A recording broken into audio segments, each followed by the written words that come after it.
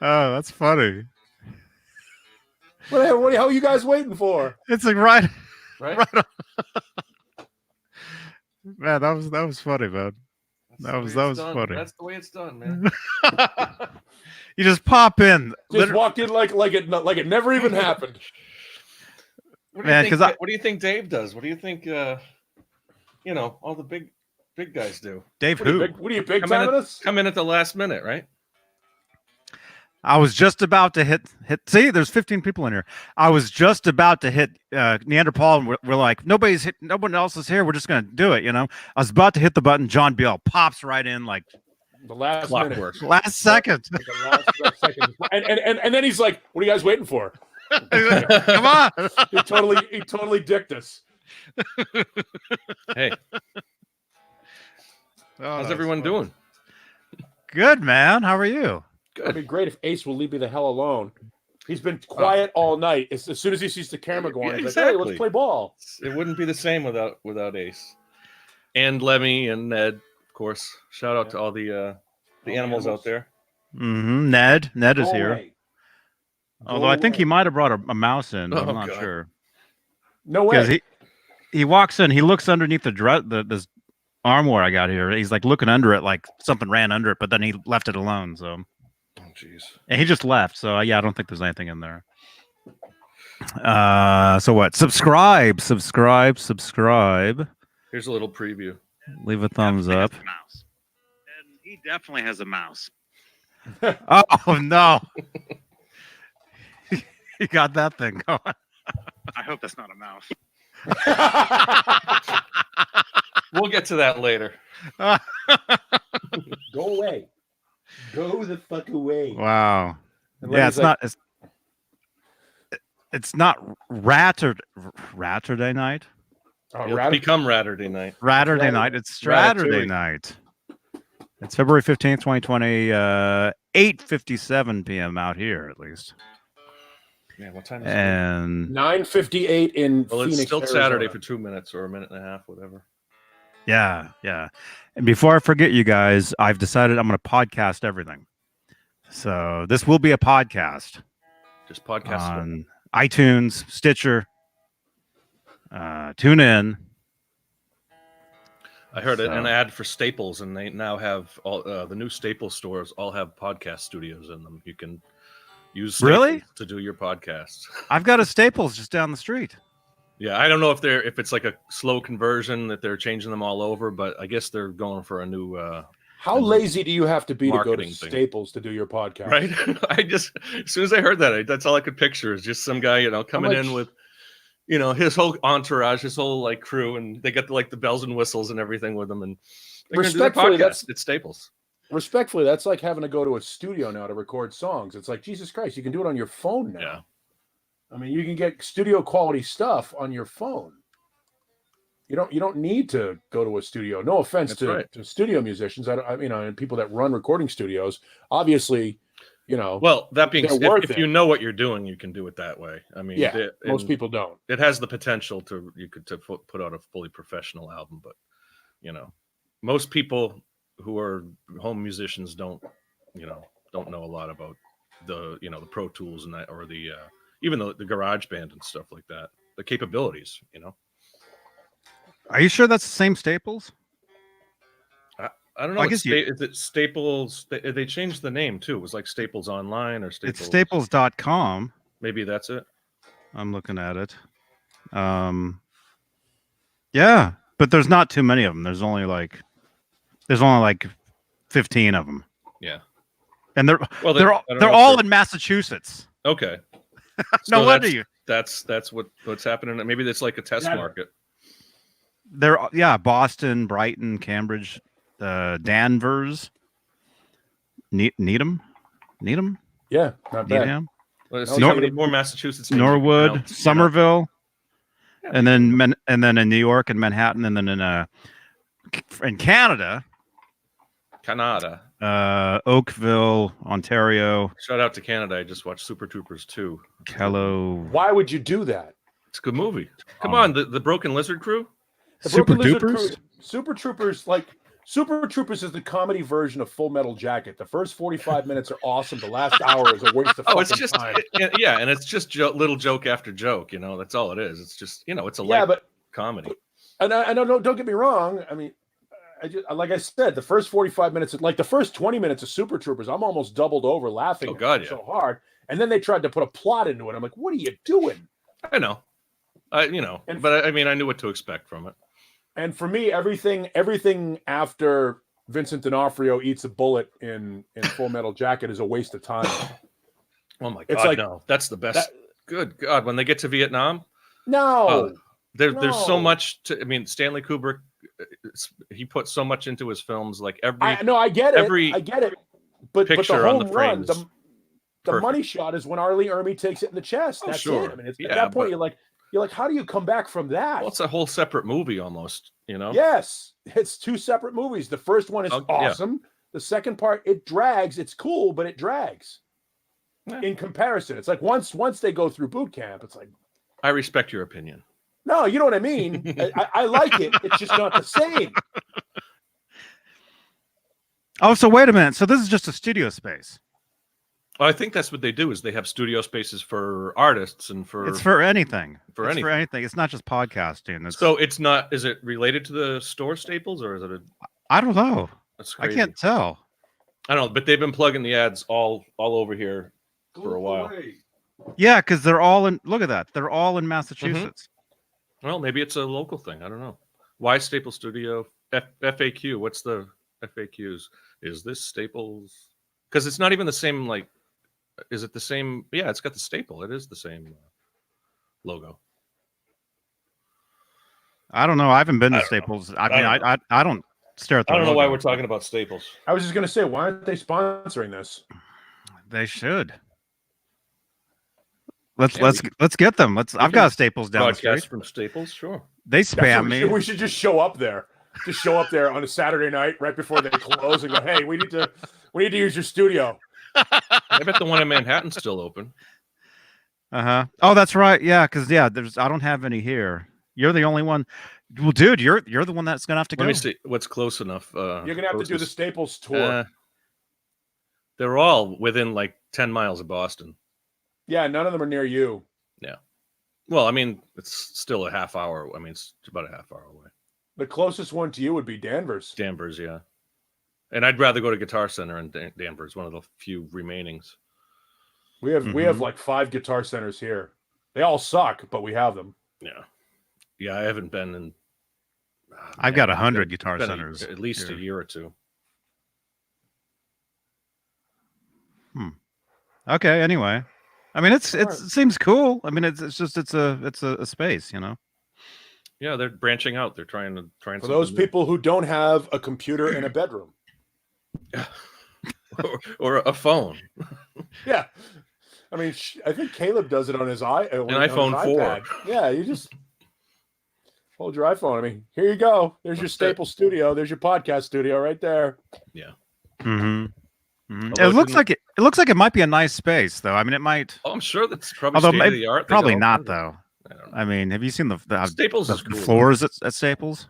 Well, but just the printing center at Staples alone is crazy. I mean, you can get anything from a giant poster or banner to. It's cool. I mean, not that I've utilized all their things, but I mean, it's like stuff like that. You can, banners like that's probably where they printed the one that I got. Let's be honest. Our setups are dorky. What we're doing, this is completely dorky. This whole thing, the professional microphone with the headphones. Look at all that wood grain. Look at all that wood grain up there. But it's super dorky. Like it's like, most people just when they do a stream, they're like, everything on YouTube. I'm gonna give you every YouTube video ever recorded. You ready? Here we go. Hi guys. That's how they all start. Yeah. Hi guys. Today we're going to show you why the seam in this ball splits when a dog bites it. I guarantee there's a video on that. I'm sure there is, but they all start, "Hey guys. Welcome. Hey guys. Yeah. Welcome to Pointy Rubber Balls, my YouTube channel."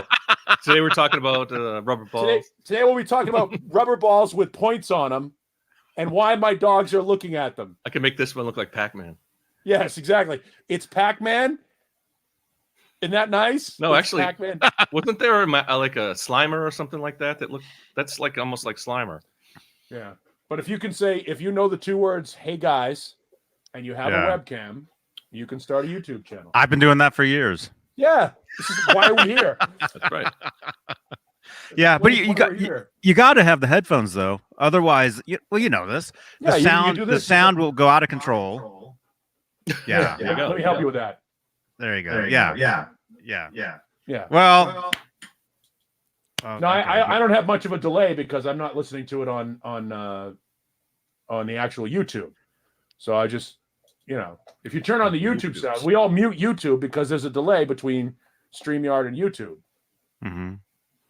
But since like I said, I'm from now on I'll be podcasting everything there is because why not? You got to have a great setup. I mean, you don't have to, sure. but we've all heard podcasts that have just the worst. Did you guys sound ever quality. follow that Van Halen podcast? It was a couple of years ago. The Dave and Dave, I think it was. They had great material. Like they were talking about really cool stuff and everything. But the sound was horrible. John, they're still on. They still do their show. Okay. Well, they might actually watch this too. But I'm assuming that this was years ago. No, that's my point. This was years ago. They probably have improved since then. But in their first couple of John's showing the shade over here. They're still on. I have them on Facebook, so I see their stuff. No, I got to listen to them again. Like I said, I love their material, but it was the early stuff with the audio was really bad. Unless their YouTube channel emanates from Canada, we can't make fun of them. Oh. Yeah, and they don't do YouTube. It's strictly a podcast thing, so it's just audio. But I know what you mean. John. Yeah. I've heard a lot of different podcasts where the quality is it hurts, and they're not using actual stuff, right? And what do you got, like an SM58 over there or something? I've got a Beta 58. I've got a mixer, headphones. I mean, I'm sitting here in front of just my computer, looking at the wall. I've got gel lighting and you've got the RE20. Yeah, I've got the RE20, which is what you see in most broadcast studios, and I'm like 3 feet away from it, and it still sounds great. Right. You know what I mean? Although looking at the waveforms as I was making my sound clips, you were a little low, and I'm for whatever reason, mine is giant. My waveform. Is huge. Wait a minute, Johnny's waveform is huge. So whose is bigger? Is this better? That's probably, I don't know. Whose was bigger?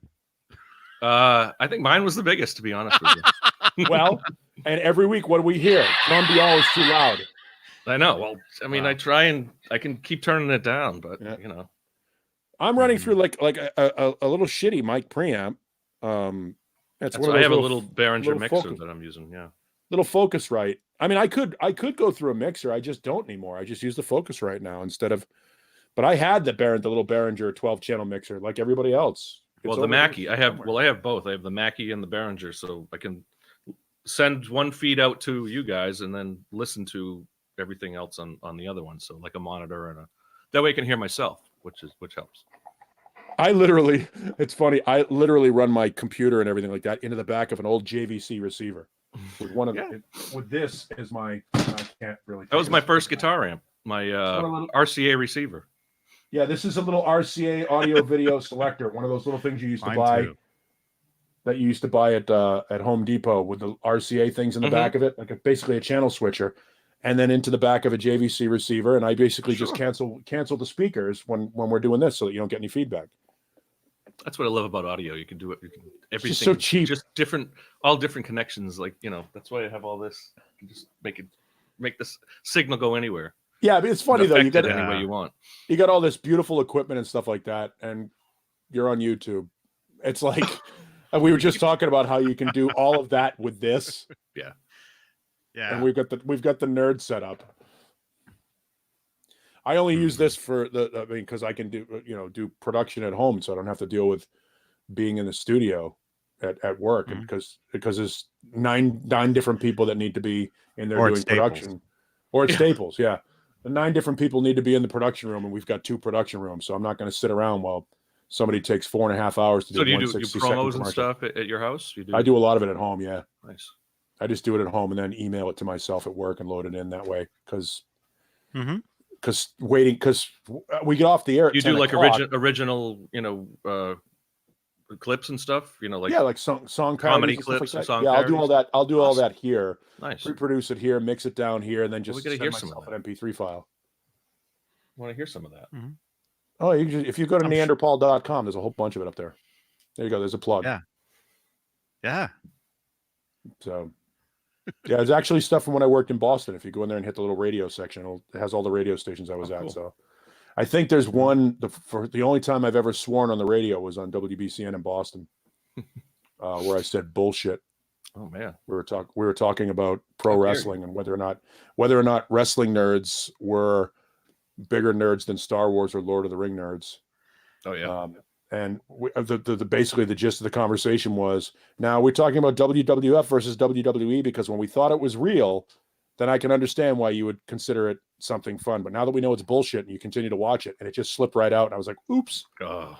I got suspended. Did you catch yourself right away, or? Oh no, I caught it. I never. FCC? But you don't react to it on the air. You just did you get a fine from the FCC? No, we didn't get fined, but I did get thrown off the air for 3 days. I was suspended, and yeah, I mean, it was hilarious. It turns out the program director and the general manager were sitting in his office with us on at the time. I'm like, shit. Oh, the worst. So I just walked into the office. I go, I'm sorry. Yeah. And then one of the sales guys walked in and threw me a fleece. He goes, congratulations.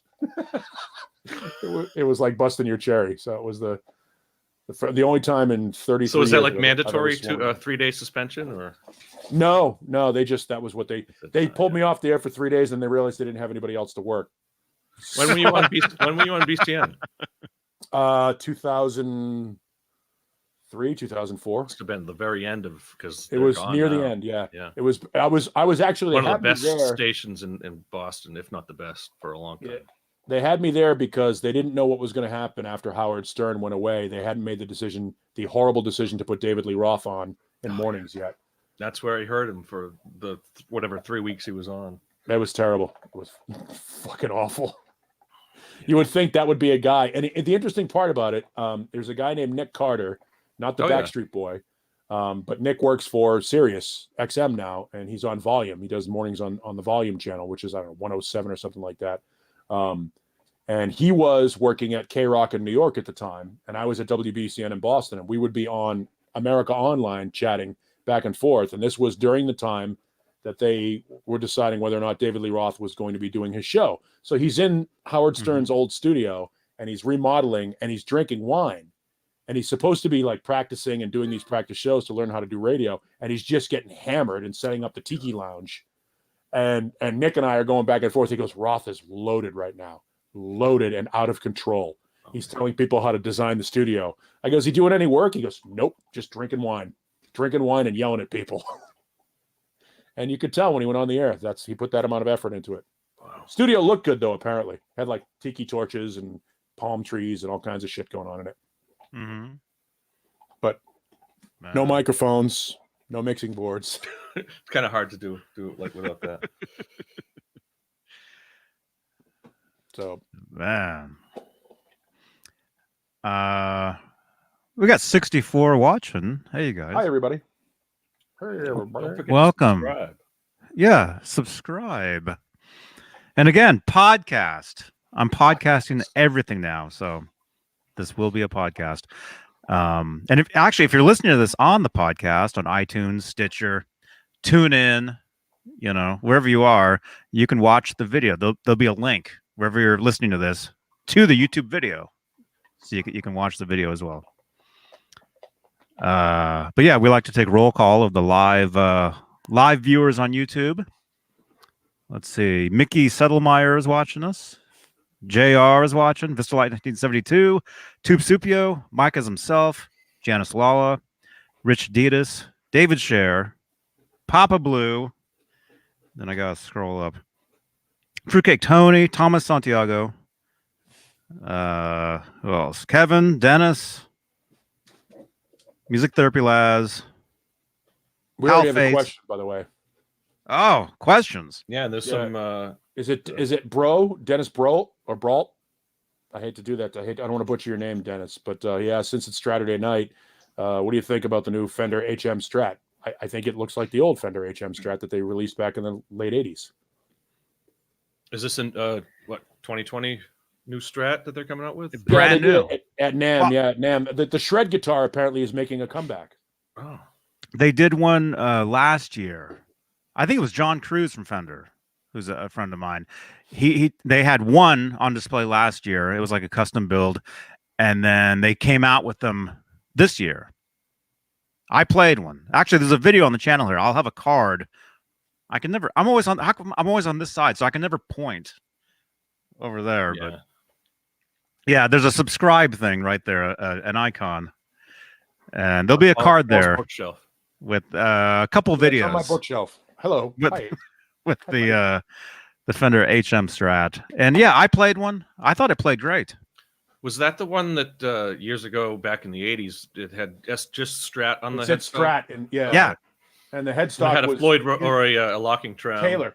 Fenders. Oh, okay, it was Taylor. I think it was a What's Fender, the new one? Fender What's the new licensed one have? Taylor. What does the I don't new know one what the have? new one has on it. No. Let's see. Here, let me pull this up. Let's check it out. Yeah, and also if you're listening to the podcast, you can watch the replay of the YouTube video, and you can see all this stuff. Like right now, I'm showing pictures of the Fender HM Strat. That looks like the old one. I've seen the. Is it the new? Yeah, these are old ones, but this is the new one right here. Mm-hmm. That's a new one right there. Yeah, it looks just like the old ones. Looks like a Washburn N4. The way the upper bouts are wider than the lower body part of the body. The way it's beveled, Interesting. Yeah. doesn't it? That if you look at the way that body Yeah, is I set up, can look at the way definitely. the upper and lower bouts are. They're so wide to give you access, obviously, to the upper part of the frets. But it Mhm. looks like the Washburn N4. Yeah, because the one on the right doesn't look like it has that same. Although looks like it's a different angle, so it's hard. That's an old one. See, it says That's an old one. 1988, 89. Mhm. Yeah, that's an old one. Yeah, I mean the new ones. I think the new ones are made in Mexico. They look I like dinky think. bodies. Similar the to the old- dinky body. The old ones might have been made in Japan. Look at that though, $1,100 for a Mexican-made I remember there being SSH Well, strap. let's see. being 'Cause I one don't. at Daddy's for years that nobody picked up for like $300. Let me see. Actually, they might. I might be wrong. Where is it made? Oh, the page didn't change. I'm looking at a different page now. No, I got to assume that it's, you know, But do they still make instruments in Japan, Fender? Or Indonesia probably now, or all over, I guess. They make them everywhere. Yeah. Man, it doesn't say where it was Mike made. as himself was talking about. He says the Charvel made USA Select Super Strat is $2,000 new, but you can get a used one for $1,200. Much better guitar. I paid, what did I pay? I paid $600 for a Charvel Pro Mod 24. That's as good as any American-made guitar I've ever played. It's made in Mexico in the Charvel factory, down in Ensenada. And Mexican Charvels play every bit as good as American guitars, to my hands. They're well-made guitars. Mm-hmm. Okay, this says the new ones are made in Japan. The new HM Strats. Mm-hmm. That's what it says. So my guess is they've contracted for Tokyo $1,200 people that made Tokais. C13 PO. Hey, man. Look at this. What are you up to? What's up, dude? Where are you? I'm at the Mart of Walls. Oh, Oh, let's go shopping. The what? Oh, Let's Walmart? go shop. They flipped the camera here. Yeah, what's up, Nerd Halen t-shirt? that's right, man. Flying the flag. And he's got the Spicoli There you Vans go. on. Good for you. I'm wearing the same shoes. Yeah, Yeah. I love those. Oh yeah, you got to do that. Yeah. So I wiped down the whole thing. I had a pair of those in 1986. Oh, so you were What, ahead of the game then, huh, John? A pair of cards. You started the trend. You were the first one to have Vans. I had Jay, I- why aren't you getting into that rascal? Jay, you're in Walmart. Get in that rascal. that thing. Yep, get in it. Start driving. You can do it. They won't throw you out. I'm about 180 pounds underweight to I was gonna say, yeah. That's all right, Joe. Just get in there and just drag a foot like it's a club foot or something. And if anybody gives you shit, drool and spit at them. do the old Michael what is this? The old Michael Jackson Thriller. Oh, Yeah. hold on. Zombie Walk. There we go. Yeah. Yeah, let's take a We got man. By the way, as I watch this, I feel like you're a villain in the old Batman So TV show. it's midnight over there, isn't it? Yes, it is. Midnight at Walmart. Same place where you are, yeah. Are you high right now, Jay? No, I'm definitely not high. He's I don't- headed I don't right drive. for the snacks. Like, why the hell are you in Walmart at midnight on a Saturday night? What the fuck is wrong with you? I just left my Fresh parents' produce? house. Me and my dad were watching football. So A little tomorrow- XFL ball? Oh, Yeah. goodness. So today is Jeannie's birthday. Let's go. So it's time to get flowers. And you missed Valentine's Time to Day. get- He's getting the Are there any- Valentine's Day clearance flowers. Good for you. No. Wow, her Uh, birthday is Are there the any- day after are there any women in Valentine's. the chat? 2 days ago, though, every one of those dozen roses and stuff would have cost you $90. Are there any I bet- women in the chat watching right now? Which one should I get? Yeah, Yeah. Janice. Janice is Janice, watching. which one should I get? My wife Gotta go doesn't to like Pepsi. red roses, so pick anything That's besides awesome. red roses. Here we go. What about these shits? Oh yeah. It looks nice. All right. Maybe those. I got to get her a card too. She might be watching this and she's gonna kill me when I get home.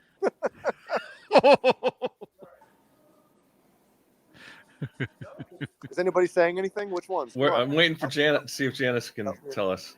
Amanda says yellow roses mean friendship. So don't get her yellow roses. Yeah, so don't get her those. Okay. Yeah. We're a few years past yellow roses.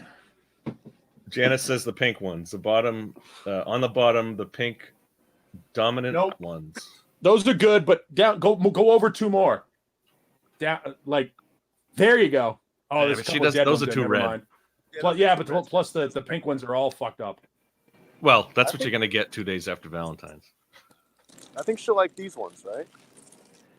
And look, premium bouquet, right? Well, I'm glad They you didn't come wait with too long. Jay, you already sealed the deal. You know what? Oh. She'll be happy with any of it. These ones or these ones? I thought it was $4.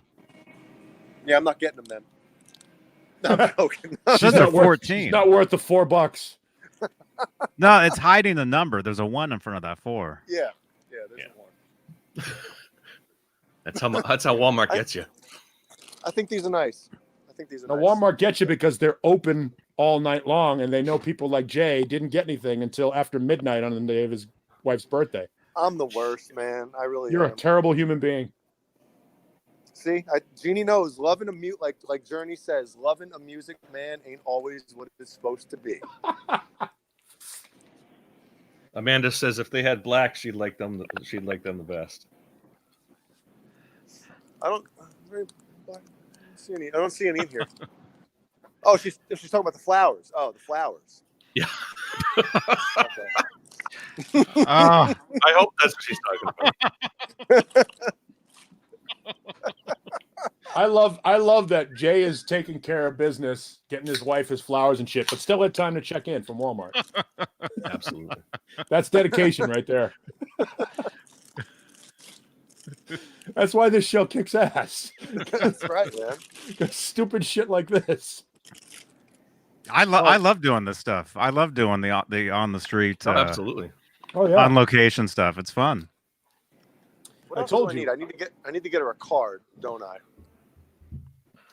Yeah. Get Yeah, her, get, I guess if you so. Get her a card. Do me a favor, Jay. Get her a hoops and yo-yo card. A what?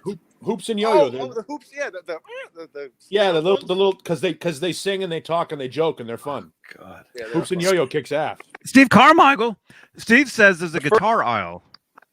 There's a He guitar says- aisle at First He Walmart. said there's guitars there. The guitar. No, not in this one. This is the South Carolina, North Myrtle Beach. I got to get some bread because peanut butter and jelly and peanut butter Nutella sandwiches come first before anything. So Oh wow. let's find the.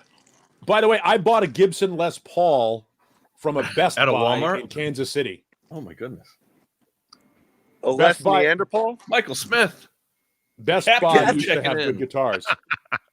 The captain is in the chat. Everybody. The captain is- Get some rye bread. Raisin bagels. Rye bread. What am I? 70? Rye bread's good, man.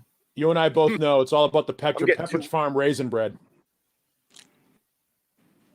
Should I get a little Reuben? 51 now?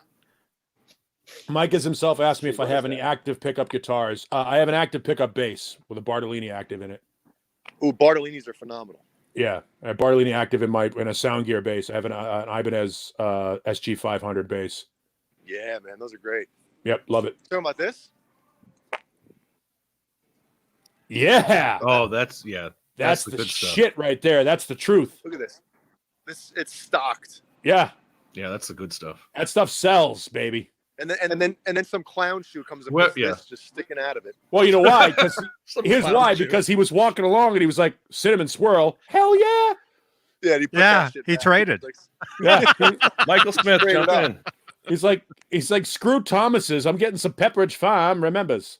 Pepperidge Farm. Pepperidge Farm makes good stuff. Remember that hooker, that dead hooker you left on the side of the road? Pepperidge Farm remembers. Gosh. Wow. Give me, come on. So is there anybody Either. in there? Is there anybody else in that store? Are you the only one?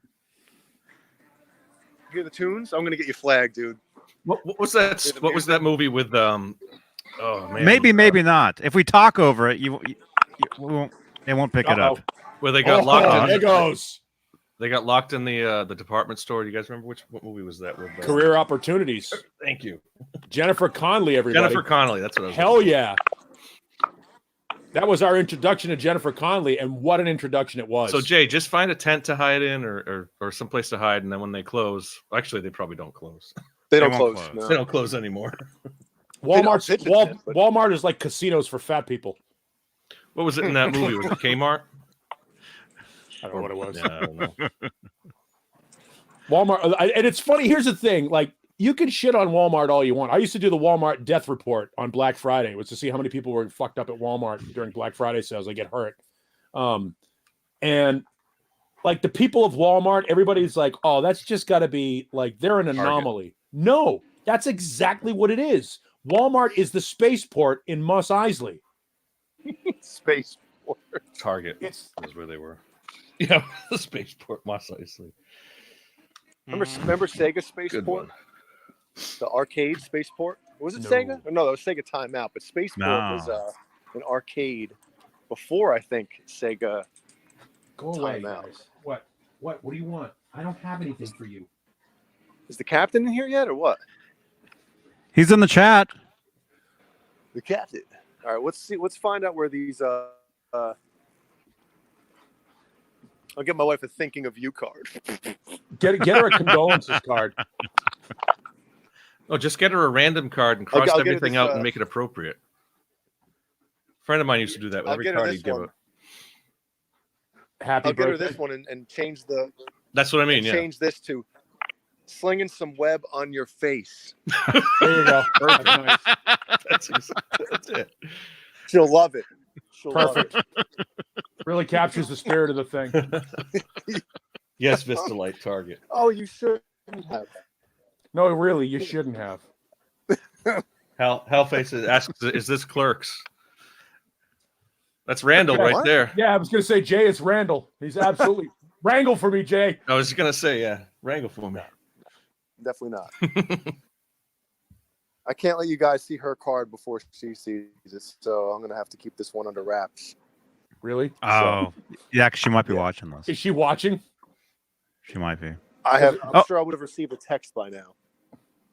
Is she in I'm the sure chat? we'd probably see her in the chat if she was here, but Yeah, she might be sleeping. She's about ready to pop, so she's Oh yeah, right. oh, Coming up You soon, know, right? you know, I March. just heard Nicolas Cage in Raising Arizona. We're about ready to pop here, honey. We're set to pop here. all right. Well, I'm gonna go. I'll join you guys in a few, but I'm gonna go pick a card because I can't. I put a lot of time into getting cards, just so you guys know. Yes, obviously, you planned for this birthday for minutes. I do things better under pressure. I used to, when I was married, I used to hide like Valentine's Day cards all over the house and shit. Like there'd be one inside her pillowcase, there'd be one How under cute.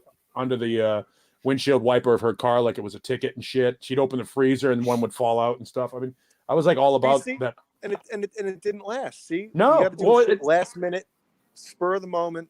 Yep, 26 years, and then she was like, "Fuck it, I'm tired of these cards." By the by the seat of your pants. I'm in the mom section now. What the hell's wrong with me? All right, let me go do this. I'll join you guys in a bit. See if there's any new sound machines out there. Yeah. Oh, that's a good effing point. Where would they be?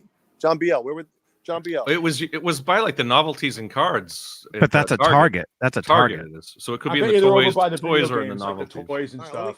We can come back to this birthday card shit in a minute. This is more We got more important things to do. Priorities.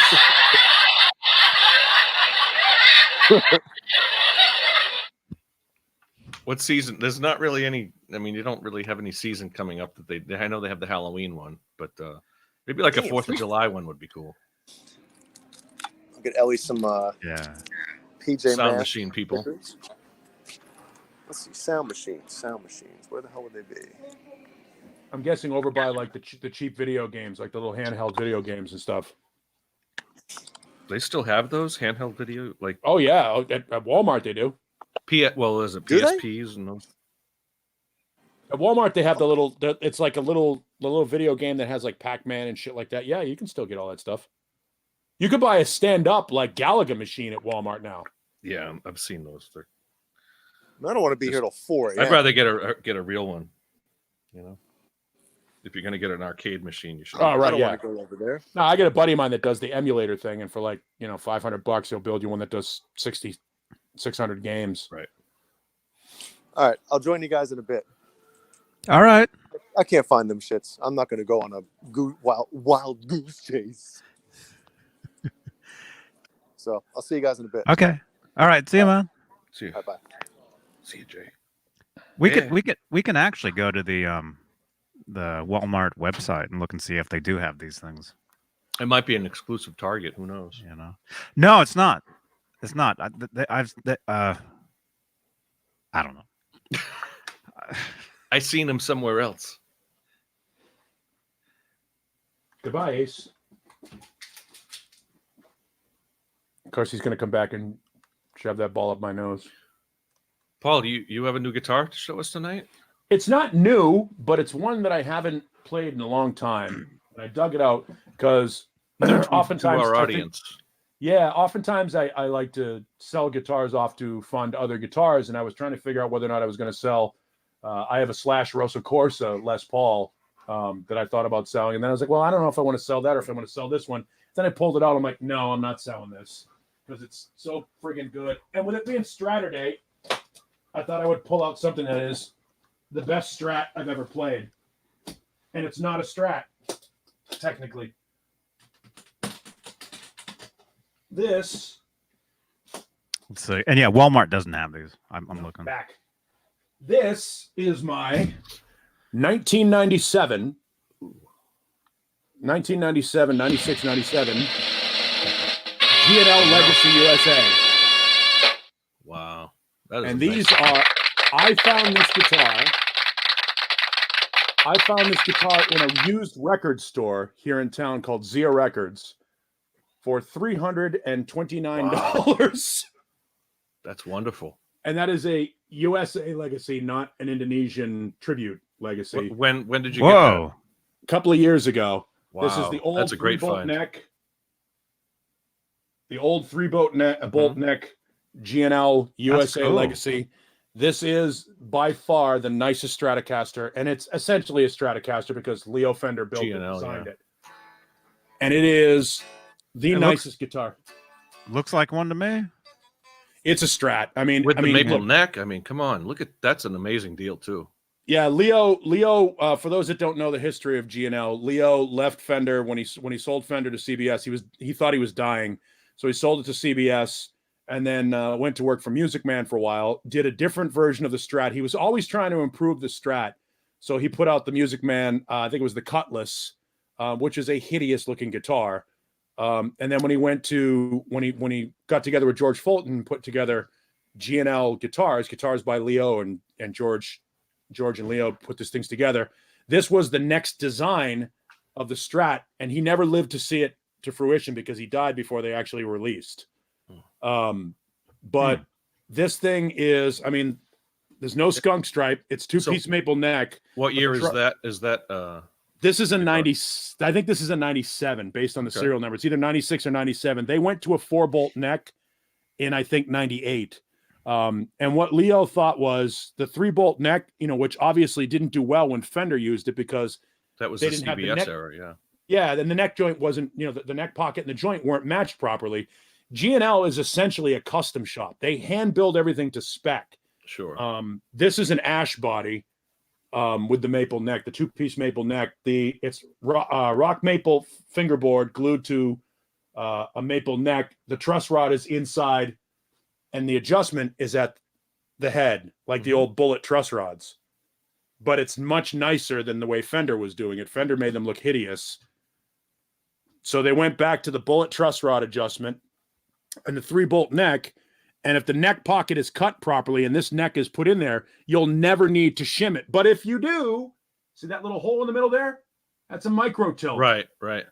This is all shit that and Fender had that too. On Fender went and did this after the fact. 70s Strats. Yeah, all the shit that Leo was doing to redesign the Strat to make it a better guitar, Fender eventually integrated into their guitars. I don't like the look of this tailpiece, but it's a 2-point fulcrum G&L tailpiece that years later, Fender would go, hey, why don't we put together a 2-point fulcrum tailpiece and put it on our American Strats? So they did that after Leo did it. And in here, where the bar goes on that trem, is a small. You won't be able to see it because of the camera, but there's a small. See that little hole in the bottom of where the bar goes in. There's actually a micro adjusting screw and a BB, like a plastic BB in there, that you can put the tension on the bar so that the bar goes in. It's not threaded. It goes in like any other straight bar, but there's a little ball bearing in there that adjusts the tension on it. That eventually other guitar manufacturers start to do. So this was Leo's final design for the improvements of the Stratocaster. He took some of the old things that he had done originally with Fender and reintroduced them on the new G&Ls. And this is, without a doubt, the best playing Strat I've ever had. And another interesting thing about G&L guitars you may or may not know, their tone controls are different. They're not wired like a regular Strat. You've got your regular volume control here, and then this is kind of a regular tone control, but it affects all 3 pickups at all times. What this is essentially a bass notch. So it's like a passive EQ system on the guitar. This will roll off like a regular treble knob, a regular tone knob, but then this will add a little bit more bass frequency to it to fatten it up. So these are a little meatier sounding than your traditional Strat. If you roll this thing all the way back and then do this, then you've got your regular traditional Strat sounds. But if you take this tone knob and you engage it a little bit, it fattens up the bass frequencies. These are G&L proprietary pickups, CLF pickups that they use on these things. These are really, really amazing guitars. A lot of people don't know about them because nice looking. A lot of people don't know about them because you can't find them anywhere. There's no real dealers. You know what I mean? Like a lot of places don't carry G&L. And when I saw this for $329, I got it out the door $340 after tax with a case.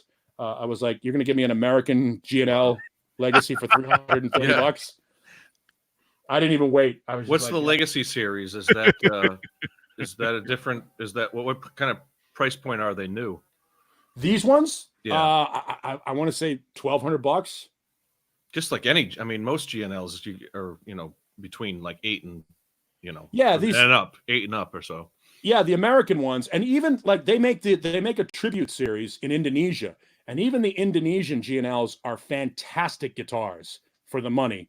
But an American G&L, people that love them they swear by them. I wouldn't trade this for any American Strat at all. Custom shop. I've got an American original 50s that I love. This is a better sounding guitar. These are the best sounding Stratocasters I've ever played. Say it's a G&L bridge. Did they come up with the 2-point fulcrum? Well, that was Fender, they did it before Fender. And this is a proprietary bridge. It's weird. Everything is stamped. I don't know if you can see the G&L stamp. It's really classy, and even the pickups are all stamped G&L, and The guitar company is It's you know, different the- than the Fender though, because the Fender it wasn't drilled straight in. It was kind of a half moon. The where the bolt connects to the bridge. yeah. Isn't the Fender is kind of a half cutout, but that's right No, in and the this middle. and It's this interesting. this floats a little bit, so Right. you can raise it here and there. It's pretty reliable for a non-locking trem. It stays in tune because they've got great tuners on these. I think they're Spurzels. Nice. Nice. Yeah, they're So- Spurzels. So which model is that? Which Legacy. model guitar? G&L Legacy USA. I'm gonna look it up. Yeah. Yeah, and that it is- headstock is a little different than the normal most GNLs. Is it not? Or it looks almost No, it looks thinner. It looks very thick because it's an older one. I think they fattened Mm-hmm. them up later on because I don't know for sure, but I think stability here may have been an issue sure, for yeah. some because that's a pretty thin cut. Yep. When That you think could- about that that, could that's a break pretty pretty thin easily, cut. I think they've made them a little bit bigger now. I think when they were older, they were a little thinner. I could be wrong though. Yeah, see, it's thinner, it's fatter now. Looks actually more like a Strat Well- now. That definitely looks fatter than this. Yeah, a little bit. Yeah, that definitely looks fatter. With a pH. It's not as the route isn't as pronounced. Hello, Fender Guru. Fender Guru. Yeah, the route isn't as pronounced.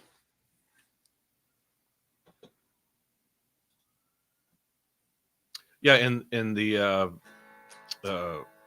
neck adjustment is different in the new one too.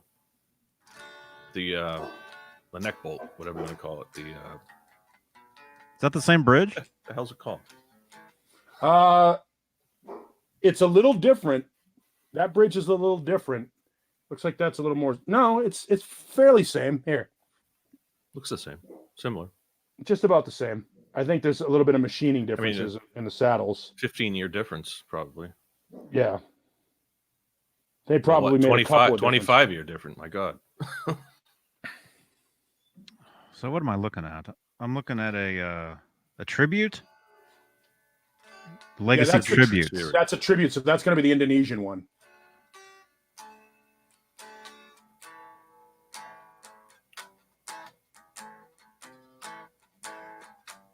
Those different model, or just looks like different options on those Just different colors. finishes and prep boards.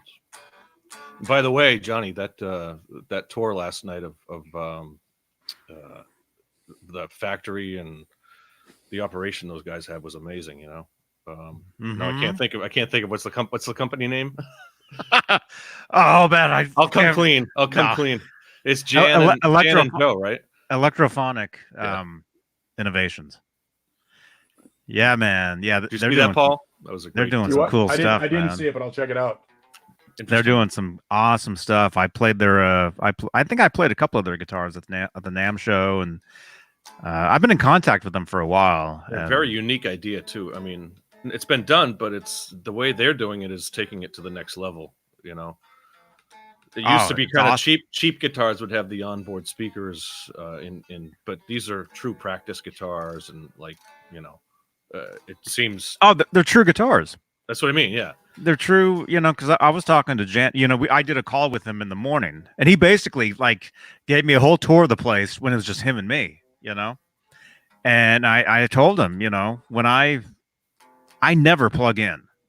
You know, I'll pick up a guitar, I'll sit on the couch there, and I'll just play, like acoustically. mm-hmm. And he's like, you know, with this, But if you had something like that, yeah, you flip the switch and you got the speakers. Yeah, and it sounds good, it's real good. incredible. Yeah. It's amazing. And I saw a couple comments here, really quick. Hello, Dwight Bailey.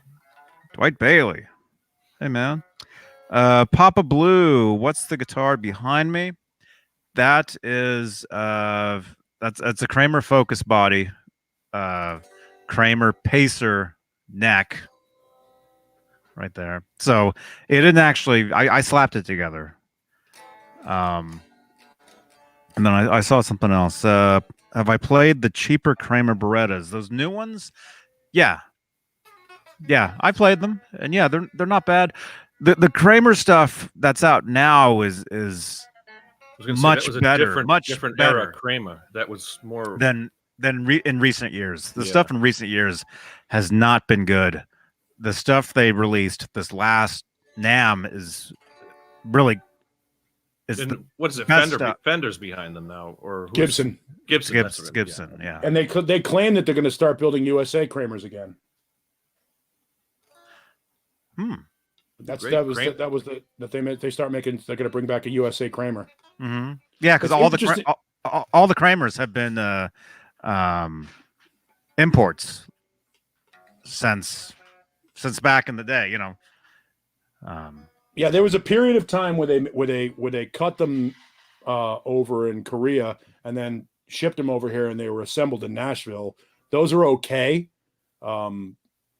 Like I have a Kramer 84. I was going to say those are like the 84s that came out. Yeah, it's a good guitar.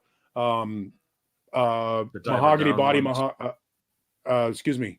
Yeah, I think it's mahogany body, maple neck, Seymour Duncan JBs in them, German Floyd Rose, I think M6 tuners on it. I mean, the components on the guitar are really well. They just cut the wood over in Asia and then shipped them over here to build them. Those are decent guitars. What was the diver down one that I saw for a while? Same one. Same. Was that those the are the same 84? ones. Yeah, same guitar. Yeah, yeah. I was seriously considering one of those before, but I went with the BC Rich at the time. That was 5 years ago. Michael Smith, thank you, and I'll let you in, man. Well, that was kind of a knock. That was still knock. Thank you. Okay, yeah, let's get. So in the end, I'm not selling this, by the way. Not for sale. I thought about it, picked it up, played it, went, fuck no. By the way, a great video I saw this week. For all you out there, brown is not an actual color. Did you know that? There was a great video on a channel called Technology Connections, and he goes through the reasons why brown is not a real color. It's actually a shade of orange. It's any brown you look at is a shade of orange. Yeah, this is almost orange. Yeah. Yeah, it's like a butterscotch. And his point was, have you ever seen a brown light? And there's really no such thing as brown light. It's orange. Yeah, this is brown light.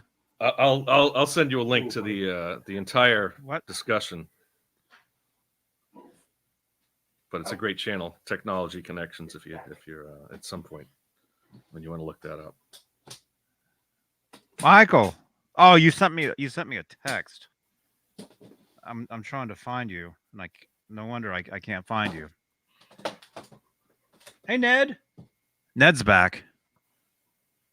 And for the obligatory Van Halen content, here we'll go with the obligatory Van Halen content. Little Circles guitar. Yes, beautiful. Love the Circles. See ya. Yeah, those are great guitars. Okay, you just sent me that. Michael Smith, send me a thing on Facebook so I can find you. And my Facebook has been just insanity. Like I was telling well,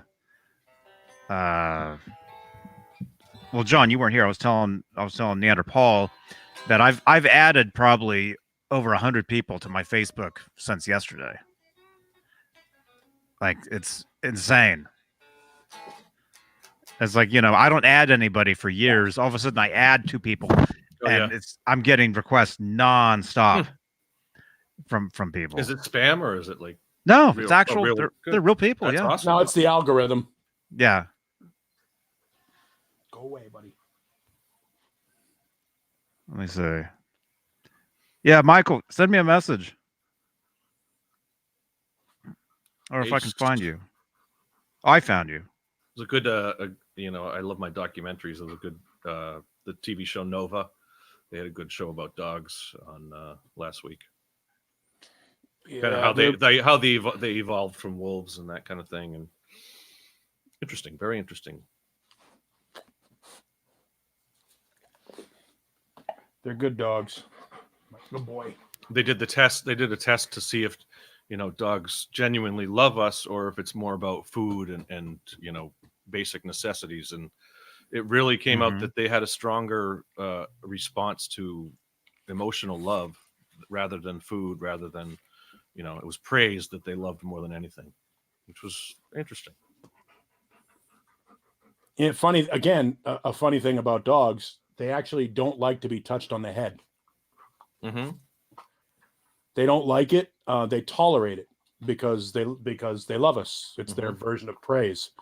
So they get the attention, but dogs will they tolerate being touched on the head, but they prefer to be scratched underneath their ears. But they don't like to be touched on the top of the head. This one tolerates it. He just wants the attention. Was that this? I woke up this morning or yesterday morning, and I woke up and Ned was right in my face. His whiskers were literally touching my lips. I woke up and his face was right there, and I'm like, oh. Does he sleep in your bed? On your bed? He does. Well, later on he does, because he stays out at night and then he comes in like at 6:30 in the morning, and then crashes out with us. Yeah, he has a rough night and then crashes on the bed. Yeah, he spends all night outside. Well, like when we're doing these, like I'll look over and there'll be like a huge, he'll brought something in. Treat. Jay, there you are. Hey. Jay's back and so proud of himself. I'm back. Are we going to In-N-Out? We don't have an In-N-Out, man. And Jeannie's sleeping, so I can't go In-N-Out when I get home. Oh. Well, they get you going in, and they get you coming out. Same amount. Doesn't that help induce delivery? It does, and I've been dying. Your kid's born with a black eye. and a big dent in his head.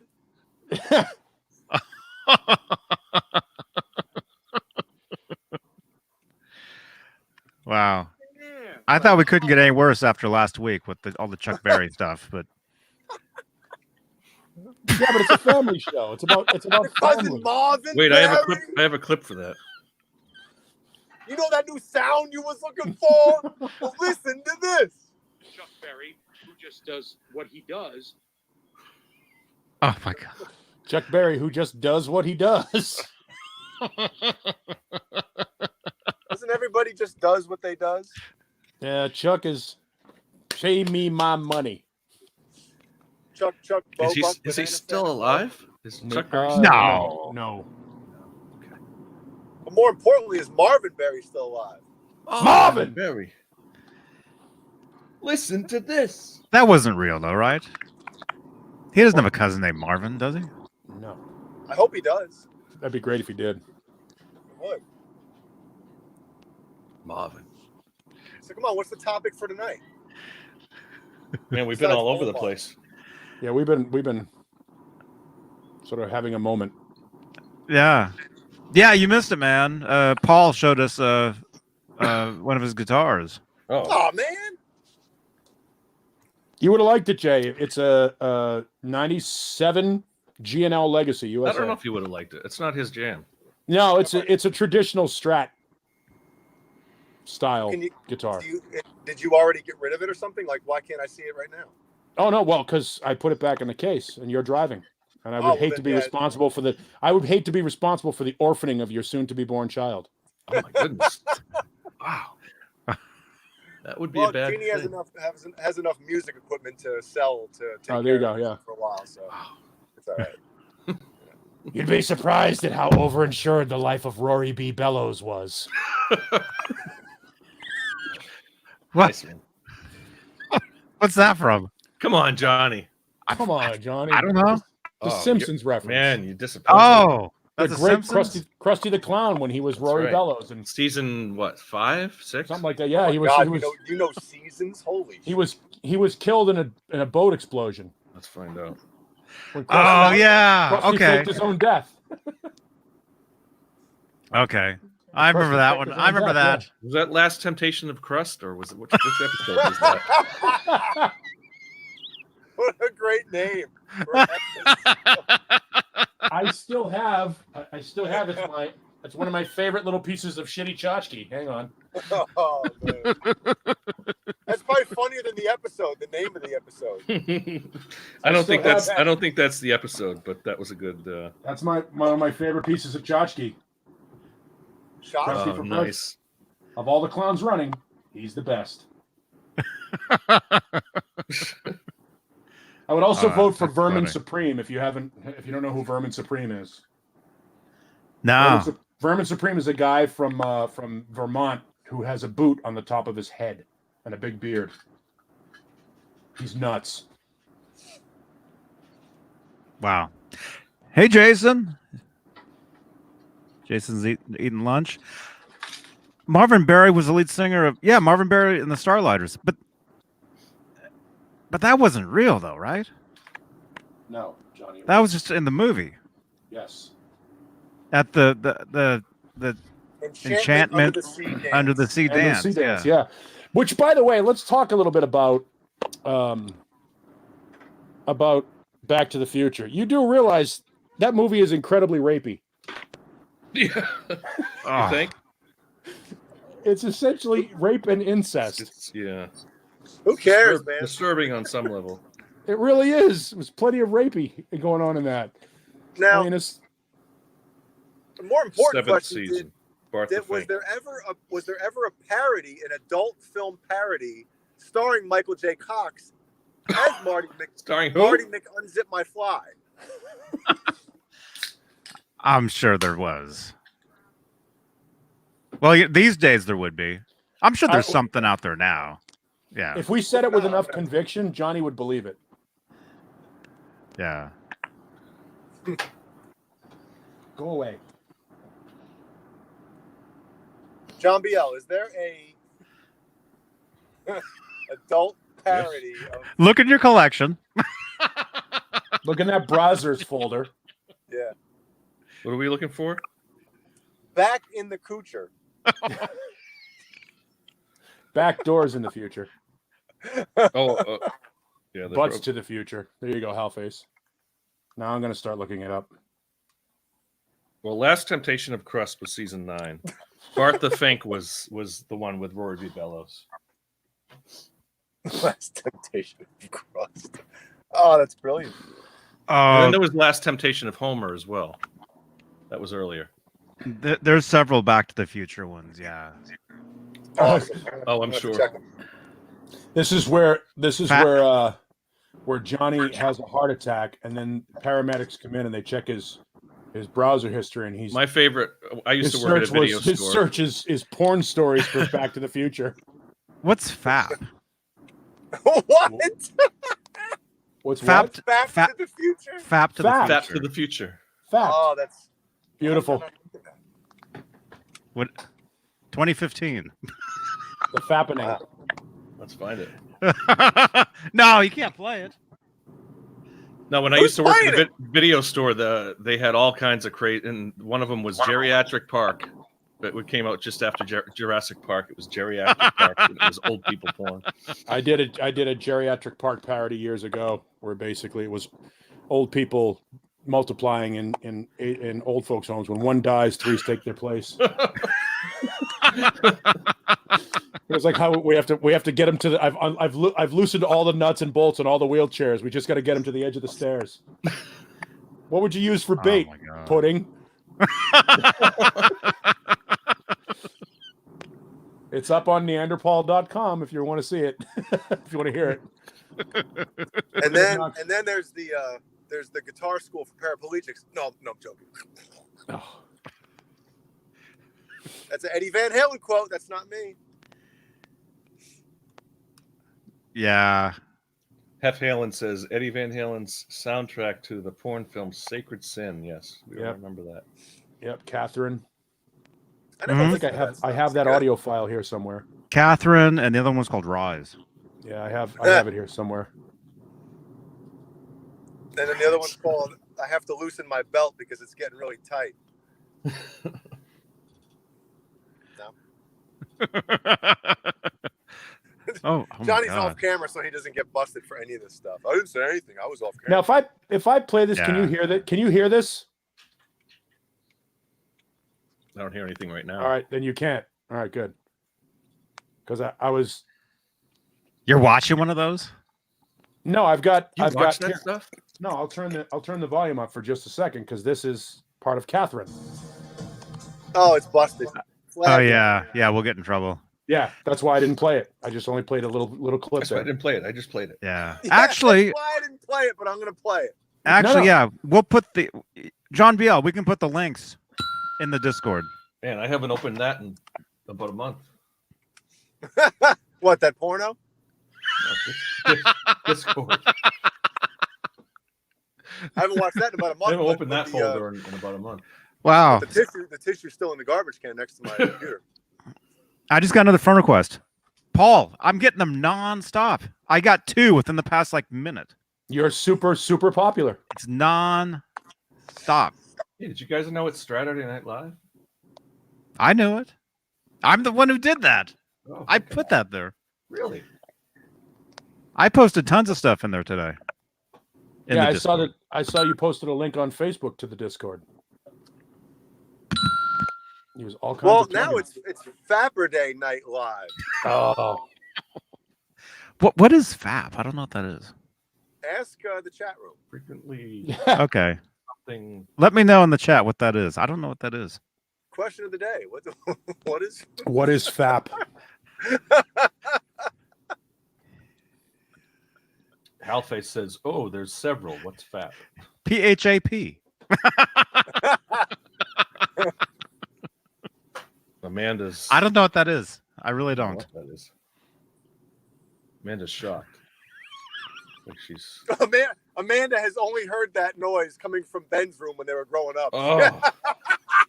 We don't want to know anything about that. I don't know what that is. Oh wait. Jason Plain- McNamara's. Oh, Here we go. okay. Okay. And I love the Jason, way he thank you. says it. I just got another friend request just now. Fap is playing with Another one. one's willy to porn. Well, you didn't have to read that, but Well, it's hilarious. Playing with one's willy. Yeah, that's where this crossed the line. Yeah, just that. Yeah. Jay giving his newborn a black eye because he's having sex with his pregnant wife was. But what not, does FA? What does it stand for? What is it? Fiddling a P, penis? a penis, a pen 15. Fiddling a pen 15. oh, that okay. That's what that means. Okay. Or fondling a pen What's that? 15. Not to be confused with fupa. Oh my It's a god. European term, I guess. Thank you, Skate. Taurus Skaterist 77. 77. A new name as well. Thank you. Cool. Welcome, Well, I skaters. just pulled in the garage, boys. No. The car hole. Maybe I'll join you. Is that code? 'Cause Maybe I'll join you in a few. Maybe I won't. Another Simpsons reference. The car hole. Oh, garage. Oh, it's Well, European. what do you call it? I call it a car hole. It's European. Willie. awkward silence. Yeah, right.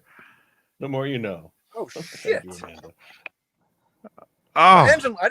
I just picked up my car from the Oh, friggin' no. mechanic 2 days ago, and now the Now engine the light's light's on. Son of a bitch. yeah. That happened to me too. Check your oil cap. Man. Oh, well. I'm just All right. making sure you don't accidentally show too much. Like what? This? Get that dashboard. Jay Oh driving my with his god. Look at pants the off. dashboard. Is Jay fapping before he gets in the house Look at so he those doesn't have to two wait? dials there. All right. Maybe I'll see you guys in a bit. Yeah. If not, have a lovely Straturday night, Faperday night. Oh my gosh. Okay. Oh, there you are.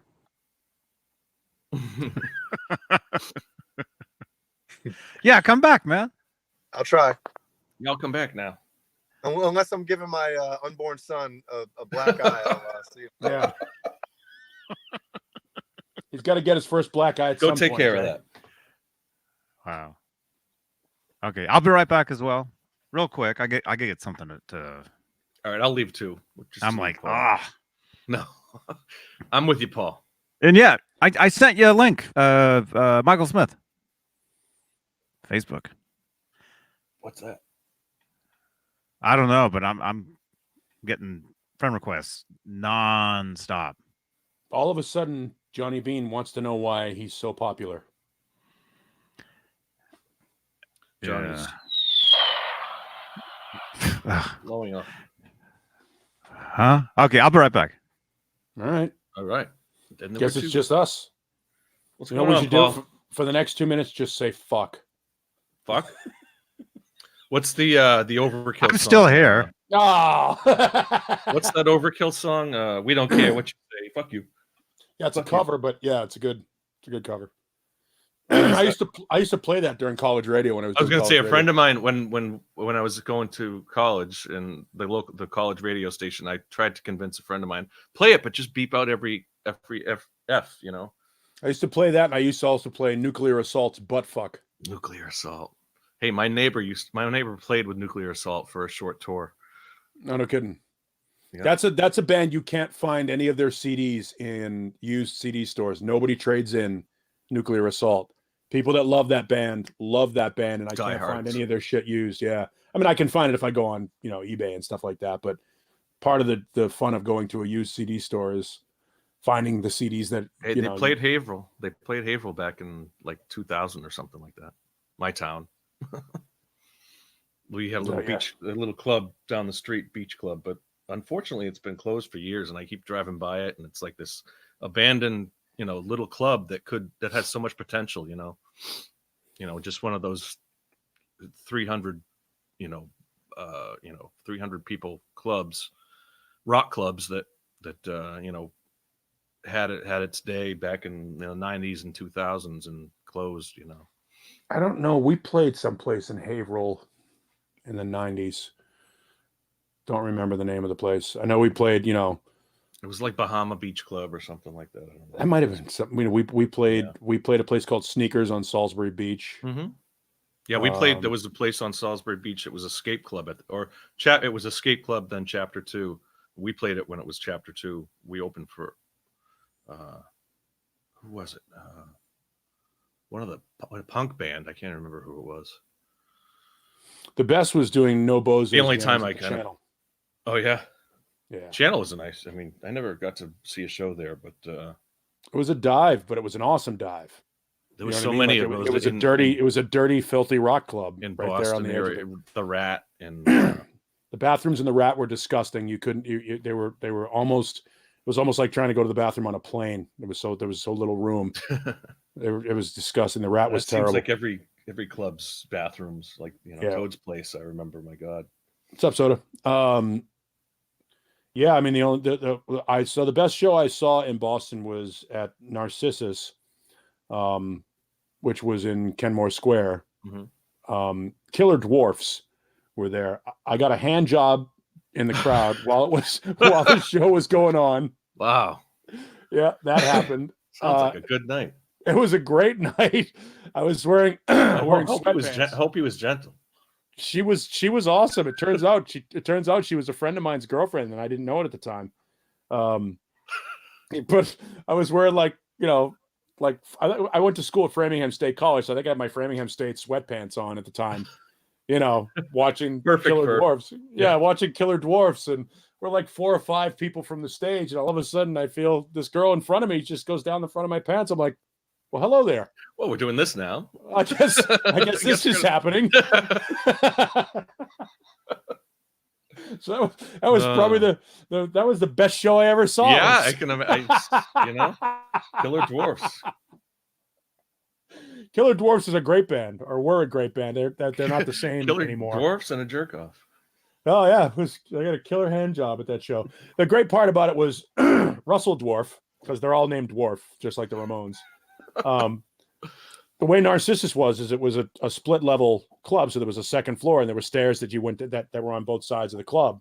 So Russell is upstairs doing like the Middle East is like that, I think. Yeah, and he was upstairs doing a headstand on a table while singing in a full headstand, and then the band goes into this jam, and he basically throws himself off the table, rolls all the way down the stairs, across the floor, and back up the stairs onto the stage, and then grabs the microphone on the one. Never misses a beat.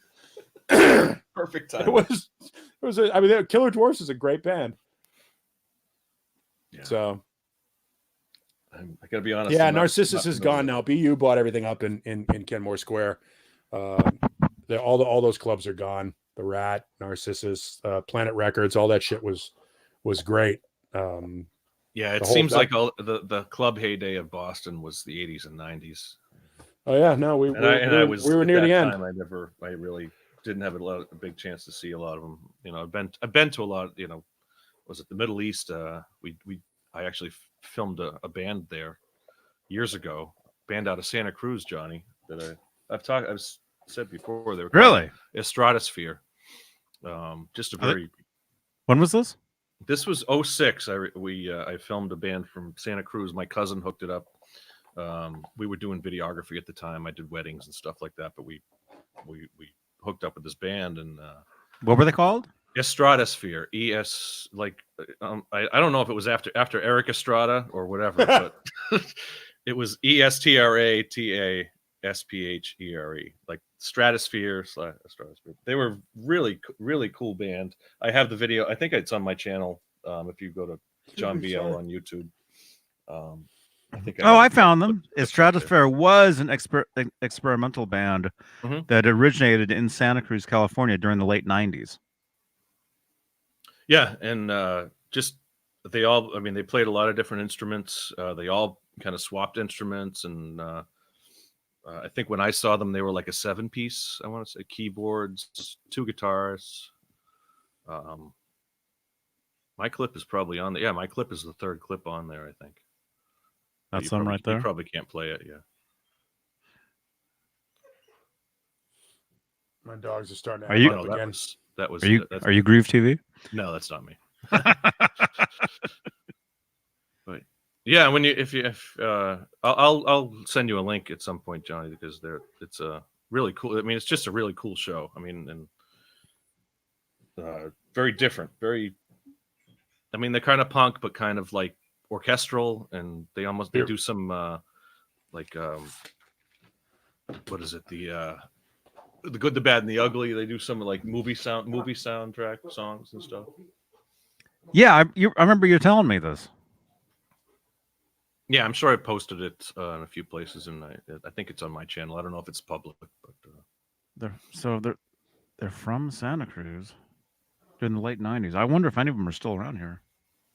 One of them is like he plays a 3-string shamisen, I think it's called. It's a Japanese instrument, and he's like the American expert of the shamisen. What's his the Kevin Kometz. Yeah, Kometz. I say Smith. Right there, this thing. Yep. Yeah, the shamisen. Yeah, he's like the American expert on the shamisen.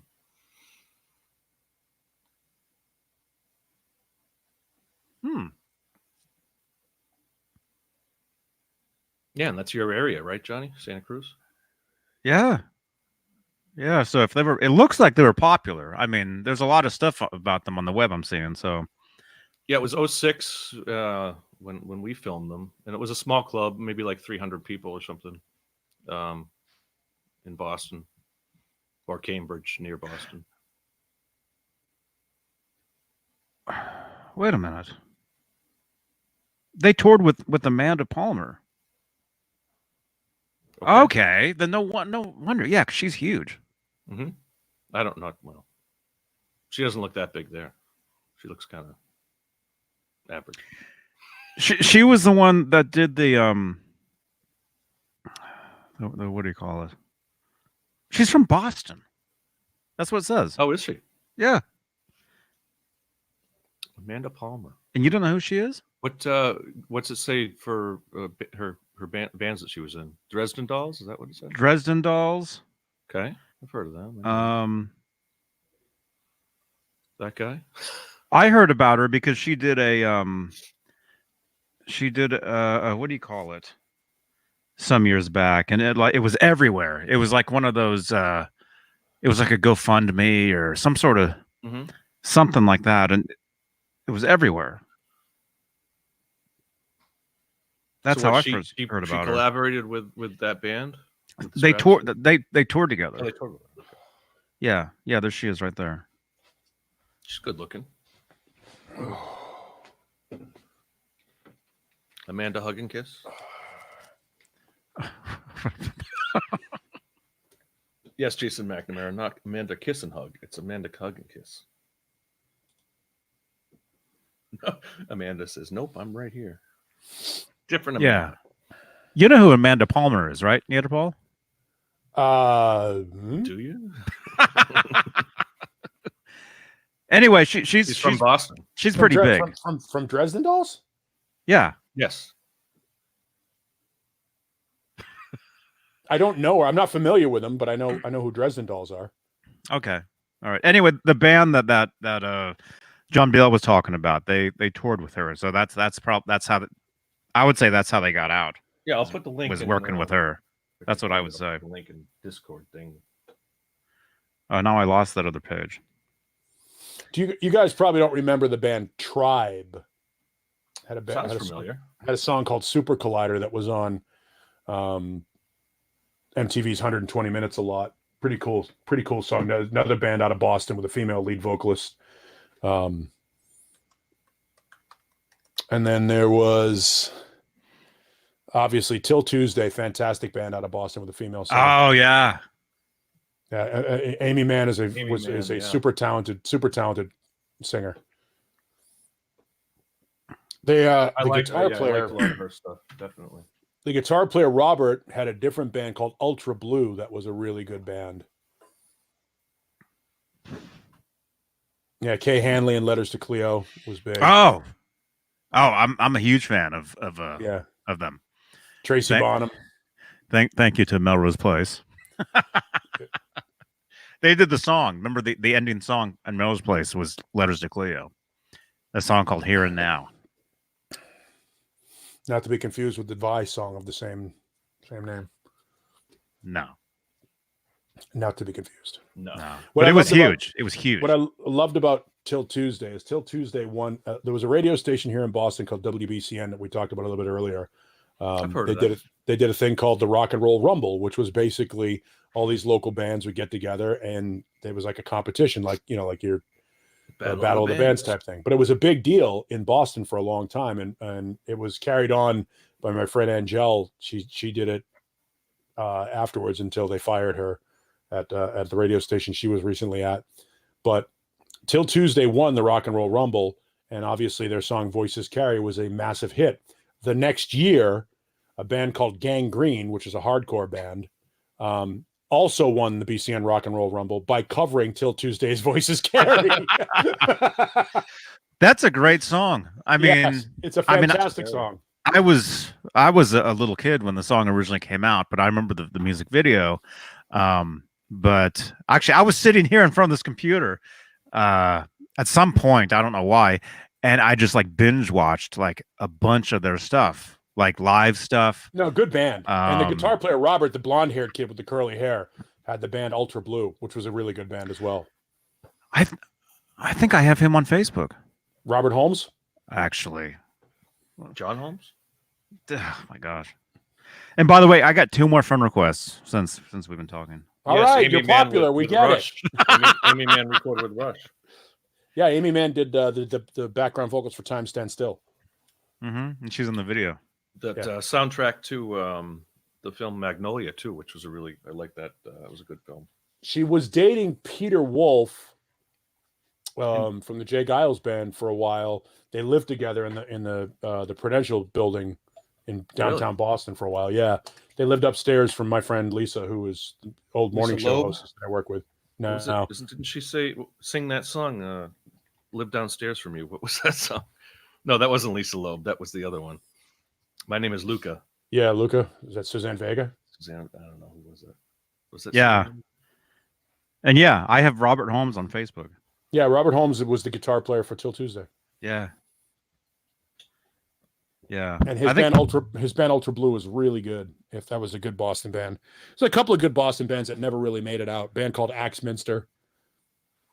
There was a time when, local music scene, you could see this super amount of talent and none of them would get record deals, and they were really good. I mean, there were bands back then that were, club bands that make some of the bands that have record deals now look terrible.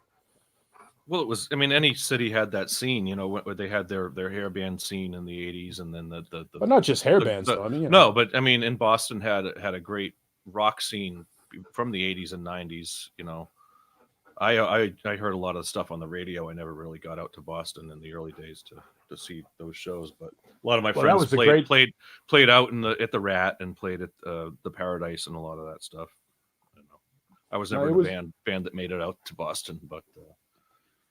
It was great to go to those shows. See, I saw Pearl Jam 4 days before they got famous. Literally, They played on Paradise. Thursday.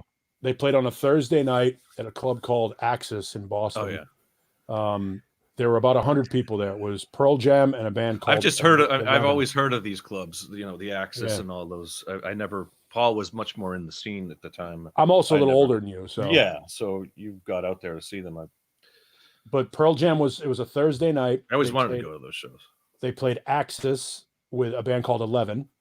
And I think there might have been 100 people there. 2 days later, they were on Saturday Night Live. Wow. And it was over. You couldn't, by 4 days after, I think right after that, MTV Unplugged was on. And it was, you couldn't touch a Pearl Jam ticket anywhere. Friend request. But also,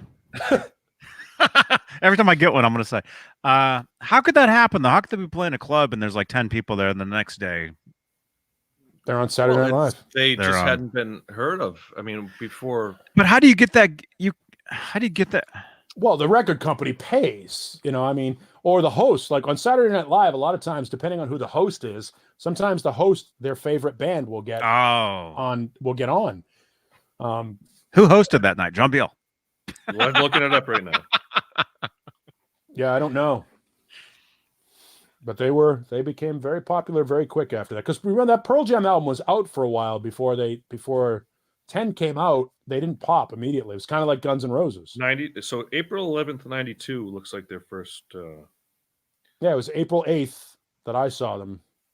So it was a Wednesday night. So this is a cool site. They have all the bands that played on Saturday Night Live, and so they played April 11th, 92, April 16th, 94, April 15th, my birthday, 2006, March 13th. So they always played around April. Yeah, they didn't even has when they were impersonated too. Sorry. Yeah, they didn't pop immediately. There was a lot like JR he was at that Axis, that Wednesday night at Axis. It was them and 11, and nobody was there. The fucking place was empty. Porch is such a great song. That was if you ever see the Pink Pop clip from Porch from I think 92 Pink Pop Festival, it's just insane. I mean, Eddie's diving into the audience. He's climbing on like the camera cranes. He's climbing all over the stage, diving into the audience, and there's 70,000 people there. Just a great rock clip. That's when if you watch their documentary 20, he talks about that show, and that's where it kind of clicked for them. Like, wow, we are huge. Well, they were that record came out and it hadn't really done anything. And then Nirvana popped, and all of a sudden everything from Seattle was huge. Meanwhile, Soundgarden was on their third or fourth album by that point, I mean, they had already put out the Screaming Life and the Fop EPs and Ultra Mega OK and Louder Than Love. I mean, Soundgarden was the first band of that Seattle scene to get a major record deal.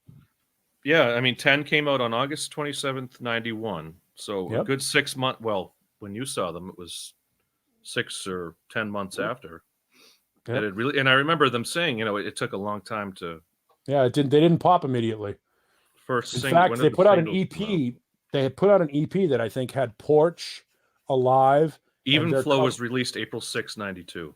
Yeah, they put out Alive. It's the different mix of Alive that you've heard. There's a different mix of that. I think it's got Porch, Alive, and their cover of the Beatles' "I've Got a Feeling" was a free cassette EP that they were handing out at the time. Wow. Cassette EPs, remember those? Yeah, there's Like, 3 songs on it. I want to that- say it was Porch. It might have been, yeah, I think it was Porch, Alive, and I've Got a Feeling. I could be wrong. I know that Alive and I Got a Feeling were on it. I don't know what the third song was. Alive. No, that's just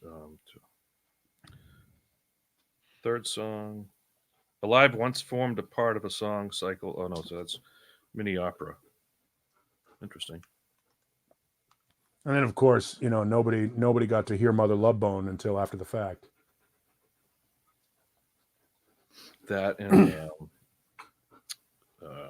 Mad Sea. What was not Mad Season? Well, Mad Season was part of Pearl Jam, but Hunger Strike. Yeah, Temple of the Dog. Temple of the Dog. Yeah. And that had been. I think that was recorded before 10, wasn't it? Temple of the Dog? Temple of the Dog.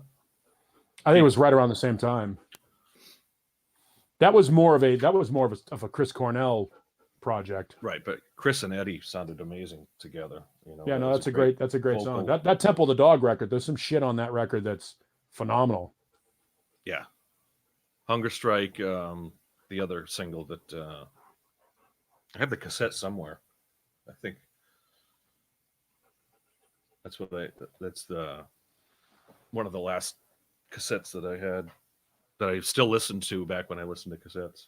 I can remember it in my Jeep Cherokee 20 years ago. I guess remember your old vehicles. First car, 1976 Ford Maverick. It was puke yellow with green interior. The front bumper was a plank from a picnic table. And the rear bumper was held on with coat hangers. And Sounds about right. I paid $250 for that car from my cousin Adam and never put another dime into it. And that was the death trap that I drove freshman year of college. Wow. That thing took me to a lot of shows. Ford Granada. That was my first. Oh, did it have saggy ass? Did the rear end sag? Oh, I don't know. It was my great uncle's. We kind of took. He wasn't allowed to drive anymore, so I got his 1970. I think it was a '78 Ford Granada. Well, if he drove a Ford Granada, there was nothing great about your uncle. No. No. My father had one of those. What a piece of shit. Oh, it was the worst, man. And the car was garbage too. I remember being stranded at Salisbury Beach a couple of times at the seeing bands down there. That was the time that I had it. Probably, I think it was my senior year or junior year. And, excuse me. I'm starting to fade. This is no fun.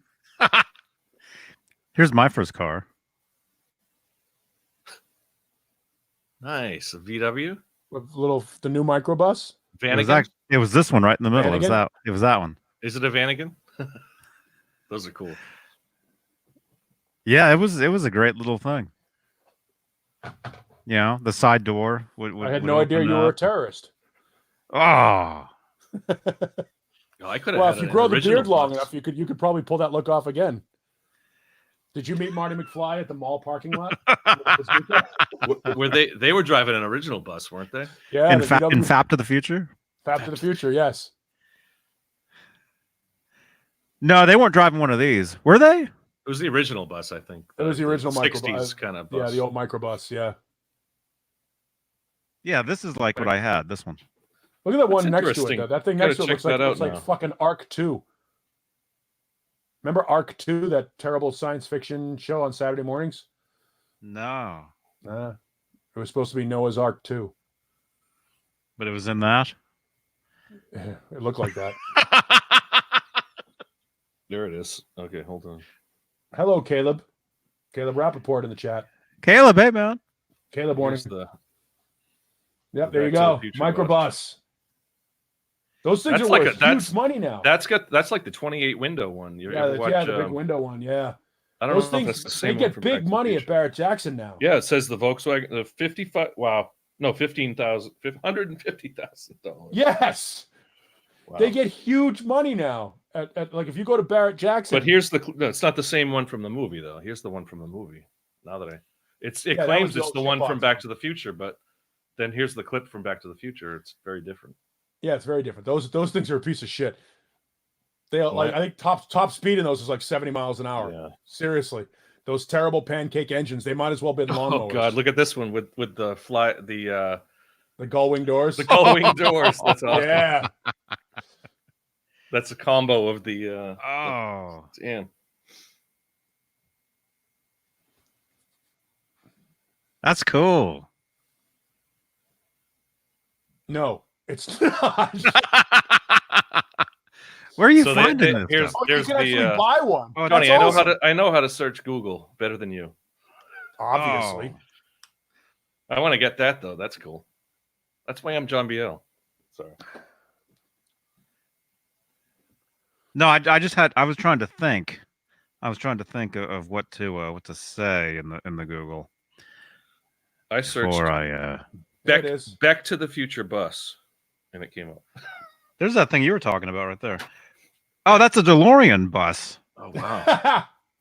Look at that. No. Google ARC 2, ARK, and then Roman numeral 2. Okay. It was a terrible TV show. ARC 2. I don't know. Maybe I did see it. Yeah, it was a Saturday morning thing. Was it a cartoon or no live action? Oh, must be really bad. It's awful.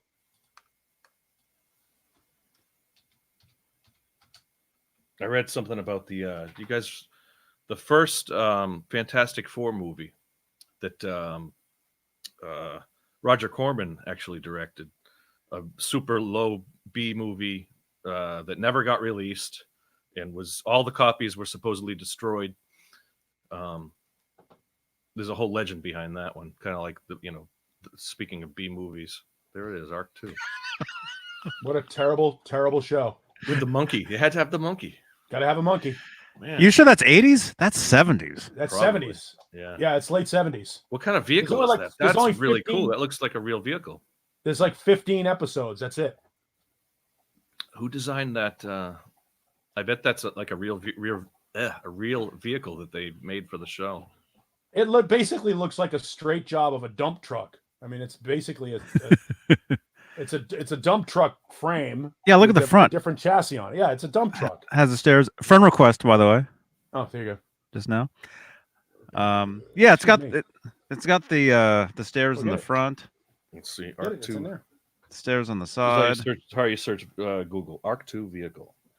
That thing is fucking hideous. Oh man! But they reused that vehicle in a couple of different shows. Right. That's what they did back then. Yeah. There it is. I think that's a different show. Yeah, what a terrible piece of shit that thing is. The show or the car? Yeah, the show was awful. What to say about the car? This looks great. I'm gonna have to watch this. Right. Oh, look, episode 1 right there. I'm gonna have to. The ARC 2 vehicles. Here we go. Angel. Oh, this is an old. Looks like there's a game too. So there's something else as well. Look at that. The ARC 2 and the Roamer were both built by the. So a car pops out of that. By the way, some guest stars, some of the guest stars that appeared on ARC 2, Jonathan Harris, Jim Backus, and Helen Hunt. Wow. Helen Hunt was on ARC 2. She must have been a kid in that. I'm guessing. I had a crush on Helen Hunt when she was quarterback princess. She had a short time where she was actually really, kind of a she had a moment. Heartthrob, but then she did. Moonbase Alpha is not the name of the show. Music Therapy, Laz. It was Space 1999. Oh yeah, and that was on after Star Trek, and it was awful. And they used the same starship, the same ship from Battlestar Galactica, I think. Just an awful show. Yeah, they did use in Battlestar Galactica. One of the ships that was in the convoy was a ship from Space 1999. And I think Space 1999 came first, and then they reused the ship. Yeah, Space 1999 was an English production. It was like a UK science fiction show, which is where we first met Martin Landau. Martin Landau and Barbara Bain, I think. Wow. Why do I know that? Yeah, right. What's wrong with me? Yeah, there's a whole page about the Ark. That's what I guess it's called, the Ark. The Ark 2 and the Roamer, which is the little thing that comes out of it, were both built by the Brubaker Group, not Dean Jeffries, as has been reported elsewhere. Oh, I always thought it was Dean Jeffries. I know, right? That just crushes. That crushes we've just solved the case. It's not Dean Everything Jeffries. I knew as a child is a lie. Dean Jeffries designed a similar vehicle for the movie Damnation Alley. Damnation Alley. What's up with this guy's belt? How come it's like It's a utility It's a truss. It's a truss for in case he has a early fanny it's a pack. hernia truss. That's where the fanny pack comes from, right there. is this a scene from Fap to the Future? What a terrible, terrible show. Wow. Like Johnny says, I'm gonna have to watch some. I'm gonna have to watch those that up. later. Definitely. It's good stuff. Oh, and he's wearing a jet. Is he wearing a 11:30. jetpack? Looks like He he's is wearing wearing one a of those jetpack. 1970s jetpacks. Yep, certainly is. Wow. Made famous on what was it, Bond? Friend request. 1960, one of the 60s Bonds, I think. Oh, the one where he flies away and then Yeah. lands. Yeah, It wasn't Connery. It was right after. yeah, it was Connery. Or was it? Yeah. I'm not a big Bond guy, but I do remember that. Oh, I am. And now those things are back and they do them with water. They do water Who's jets the now. chick there with him? She's She looks cute. She's very Yep. cute. Now see the show is gone. Petite. We had to objectify her. We couldn't appreciate her for her acting skills. We had to talk about how cute she Well, we is. didn't see any of her acting skills. That's all. Trust me, acting and skills don't go hand in hand with that show. That was a terrible show. How about what was the one with puppets? With live action puppets? That thing made far out The space. Thunderbirds. Thunderbirds. Yeah. Thunderbirds, which another was the one, whole too. inspiration for Team America World Police. Right. Exactly. Which is another one I got to watch again. That was a great. Oh, Team America, Team was America. kick ass. I like I like the computer. I'm gonna have to download that. Of course, you like the computer. Name dropper.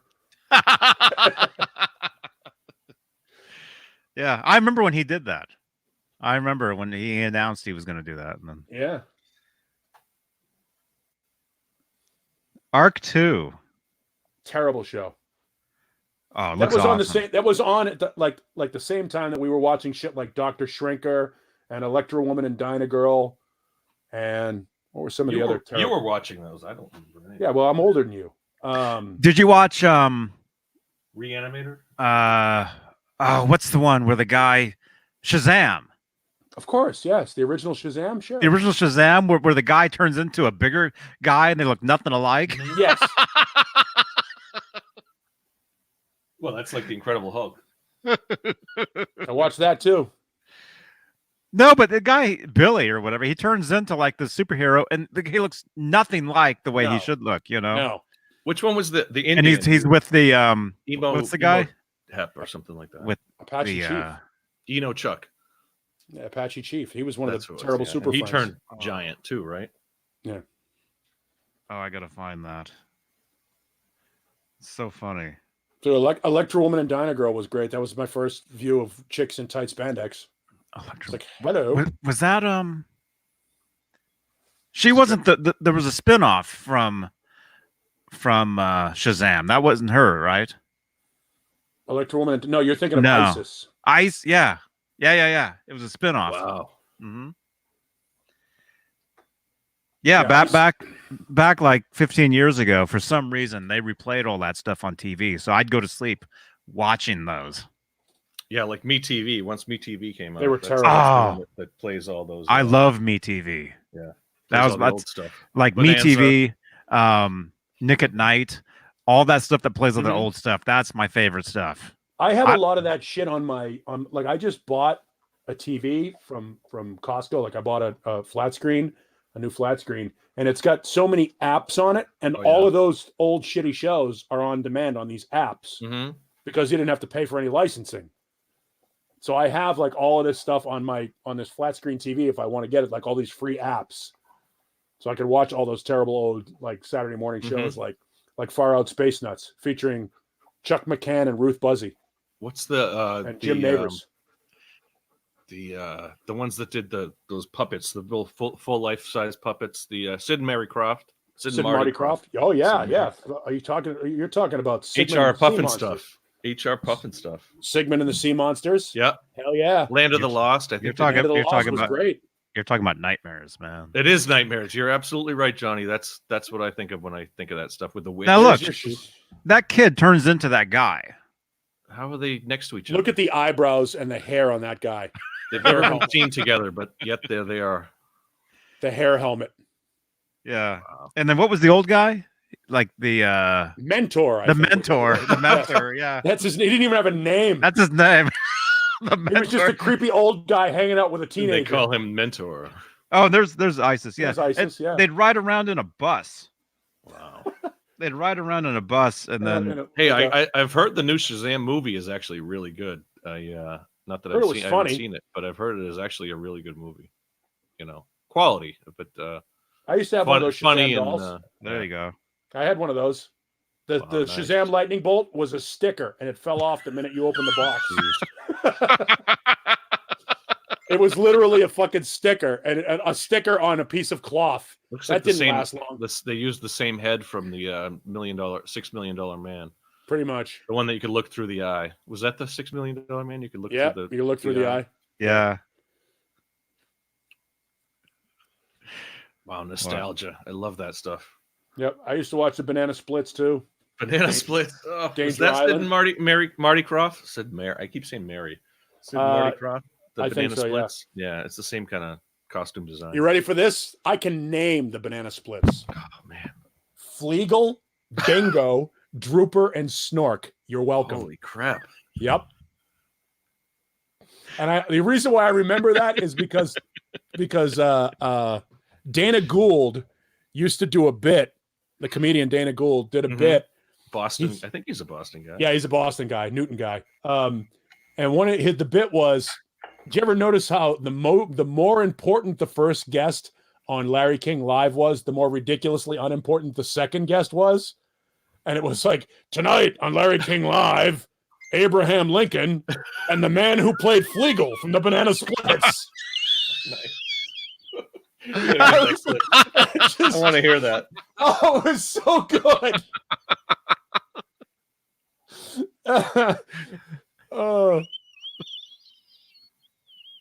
Yeah. The man who played Fleagle. Now, Hobo Roadie, I believe it was just Snork. I think they would call him Snorky, but it was Snork. Fleagle. They rode around Bingo, in those little Drooper and Snork. The beach. What were the those dune buggies? Yeah, the little dune buggies are the ducks. Mm-hmm. They're basically they were like mini duck. You could put them in the water too, like you could use them as a boat. Amphibious, yeah. Amphibious. That's what I'm looking for. Use them as a boat. Fleagle, Bingo, Drooper, and Snork. And then, of course, I can't remember all the names of the Newzoo review, but I remember Henrietta Hippo with Gary Gnu, the news guy. With Gary Gnu, yeah. Gary Gnu, in the Great Space Coaster. Yep. There you go. Banana Splits, everybody. I think they made a movie recently that was like an R-rated version of Banana Splits. I believe. Fleagle. Fap to the Splits. Oh, come on. I don't know which one. I think Drooper. Well, just look at them. What were the names again? Fleagle, Bingo, Drooper, and Snork. Bingo has to be the dog. No, Fleagle is the dog. Snork is going to be the elephant. Yeah, Snork is the elephant. I think Drooper might be the lion, and Bingo is the monkey. Wait, there's a lion there? Yeah, that's a lion. The first one must be a lion. Yeah. I think that's Drooper, and then Bingo and Fleagle and Snork. I could be wrong, but I think I have them right. There's the Blu-ray on Amazon. What's the Blu-ray? I can't believe I know this. Banana Splits movie. He's got an axe. Yeah, it's like a horror movie with the banana splits. It came out recently. The Banana Splits. What a ridiculous TV show. Yeah, how much? Oh God, how much acid were those people on? That's what you. I mean, that's kind of what you think when. Oh, there you go. Sid, If you Sid look it and up, Marty Krofft stuff. No, scroll over right there in the middle. Zoom in on that middle thing. It's got their names. Oh, there you go. I can't. I believe that's Bingo with the They guitar. were a band. That's right. They were a band too. They Bingo. had I did get it right. Bingo is the monkey. Drooper is the lion. Snork is the elephant, and Fleagle is the dog. I got it right. Oh my God, I'm a loser. Wow. I'm a loser. This is the pathetic that is my life. I can't tell you how to amortize a mortgage, but I know who the Banana Splits are. Jesus. Single, ladies. Not really. There's But Howard just the saying Duck, it. randomly Howard the Duck in there. Who I think they're making a new movie with Howard the Duck. Howard the Oh, Duck. wow. It was a terrible movie. Not to be Back in confused the with day. Duckman. Duckman played by, well, there was Howard the Duck that was produced by George Lucas. And then Right. Duckman was, who played Duckman? Was Huh? it Jason John Lovitz? Alexander. Oh, Jason Alexander. Jason Yeah. Alexander was Duckman. Oh, you could get a banana. That was a Lucas movie, or was it Spielberg? I think Howard the Duck was George Lucas wrote it. Might have been both of them. I don't know. Yeah, because they were. Yeah, it was back when they were both like, hey, if we team up, we can own Hollywood. Yeah, because Leah Thompson was just in Back to the That's right. Back to the Future. I said Leah back. Thompson had a 15-minute window where she was The perfect. Wildlife. Yeah. Wildlife, and there was a bunch of movies. What was the one? The other one with Eric Stoltz. It was the Stone song. Some kind of wonderful. Some kind of wonderful. Yeah, it's not a Stone song, but it's Grand Funk. Her and Stoltz were in a lot of stuff, yeah. except Back to the Future, because he got fired. Well, they were in it for a little while. And there's one scene where he's still in it. Leah Thompson was the it girl for a while. She was Jennifer Lawrence for a while. That's right. Yeah, the late '80s. And I love Some Kind of Wonderful. Mary Stuart Masterson. Man, had such a crush on her. Watts. She played the drummer. She was a drummer, and she played. She was like the girl who he eventually ended up with, like the nerd girl turned hot. You know. Hey Johnny, send Caleb a link. Yeah, I was just because he can come in and take my spot. My eyes are watering. I'm getting so tired. Oh no! Oh, that's how tired I am. My eyes are watering. What happened to Michael Smith? Oh, he said his Wi-Fi isn't letting him in. And then where'd Jay go? Jason, I'll do it, as long as Mancuda does like the cum face during it. Oh yeah, I just shredded that. Oh my God. Caleb's gonna love that. Oh. I don't have dry eyes, Janice Lala, but thank you for noticing. That is the affliction that Jennifer Aniston has. That God, if I could only help her with that. Yeah. Wow. And Janice, you shared this to Twitter? She had an affliction. There's Caleb. What's up? Hey man, I thought you were here already. We heard your voice. No. No, there was definitely. I definitely heard you say something. Yeah. I'll do it, as long as Mancuda does like the cum face during it. Whoa. Yeah. You're a ventriloquist. You're good. Oh, gosh. You're like Jeff Dunham. Dunham. Yeah, I just shredded that. Oh, that's awful. No. Yep. That just no. Oh, I'm on drops. I'll do it, as long as Mancuda does like the cum face during it. Oh my God. That's a real good one for Caleb. Where's the? That's oh, you got to ask my permission for that. I don't. You already gave your permission. You said no, it live. No. Yeah, you said no. it. You yeah, said. I think you said, man. I think when you jump into the show, there's a disclaimer that everything you do is the property of John. We got to make John once. John BL drops. We got podcast, by the way. Yeah. We got to record John Bale saying weird things. Yes. Right? Well, it's up to you guys to make them. I think I have 1 or 2 clips of myself, but I don't. Oh. I don't tend to put too many of those on there. You're again going back to your building of the Van Halen sets. That is your masterpiece. Oh, That was fucking outstanding. Yes. I think the tears in my eyes now are from that show. It was so good. that was. Yeah, and I say that with appreciation. Oh, with love. A Yes. certain amount of mocking, but really appreciation. Oh, I That was want to your- see it completed. Piece de resistance is what that was. I must see that completed. I want you to do the Us Festival stage Yes. with a crowd. Yeah, with a little mini Zlozauer. It's really hard to trying cop their I want, feel. I God. want in the back. I want to see Mark Goodman holding a microphone and David Lee Roth with a cup on his head. Yes.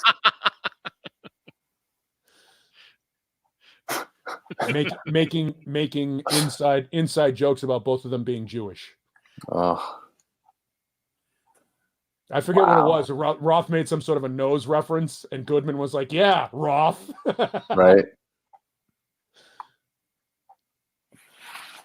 That was back when we could make fun of each other and just laugh, Yep. Mm-hmm. when everything wasn't so friggin' serious. There you go. Banana Splits Pez dispensers. Awesome.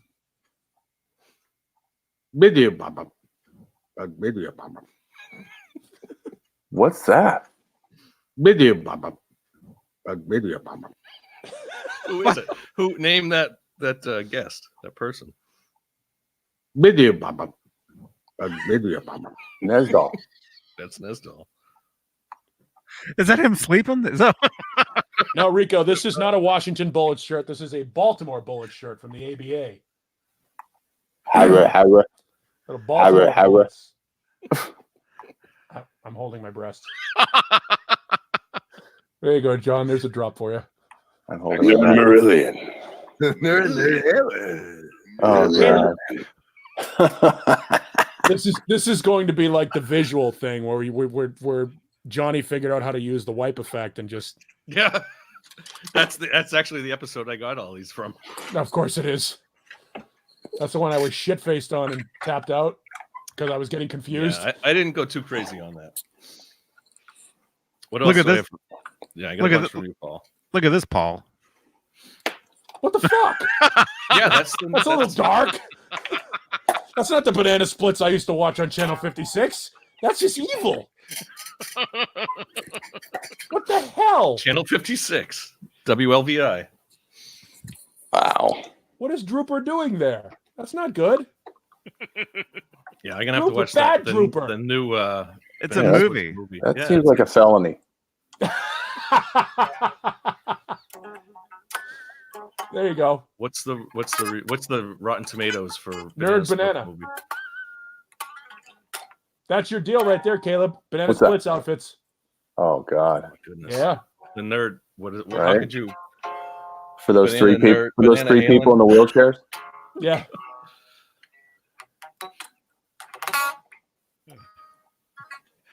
Wow. Banana Halen. Wow. Nerd Halen still has a wrench. Huh? Nerd Halen still has a wrench. Oh yeah. I Johnny's been slowly giving back the wrenches. I gave you the wrench back. I think that one day. I guess. Yeah, Can you wrench. guys Yo. see the tears in my eyes? I'm so tired. My eyes are actually watering. Why? Because I'm you're tired. Yeah. Okay.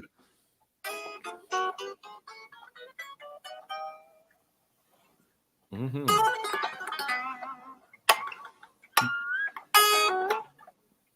So what I missed? So You missed Jay shopping for his wife's birthday, Mm. literally at midnight. It's her birthday tomorrow. Her birthday's today. Yeah. Oh So I wow, went to Walmart and bought her leftover flowers from Valentine's Day. nice. There he Oh. is. it was You're a wel- you're success. welcome. Looks like There's- it was a success. There's your introduction, Jay. Congratulations. I'm like your Don Pardo. Can't hear you. Ah, shit, my microphone was muted. And I gave away the winning lottery numbers. Too bad nobody heard them. Oh well. Oh, Ah. Nerd Halen. And he was wearing that shirt at Walmart, just so you know. He's wearing that shirt all day. Like Yeah, he all didn't- part. Yeah, he didn't put that on just to Yeah. impress you. No, I know. He's already Best posted. dressed. He's posted that today. Yeah, and I got mad at Jeannie for not tagging Tag? Nerd She Halen. did, and then she did. And not only did I comment on the post, I texted her and said, "How did you not tag?" I'll show you. It's pretty funny, actually. Let's see, where is it? Thank you, music therapy. Just to show you, I'm not bullshitting. Okay, I am just wrote, bullshitting. tag Nerd Halen in that pic, and she sent back this GIF. Okay. Yeah. Yeah. The typical. What's I guess. Carmelo. Okay. My Metal Mike. There's a link on our site.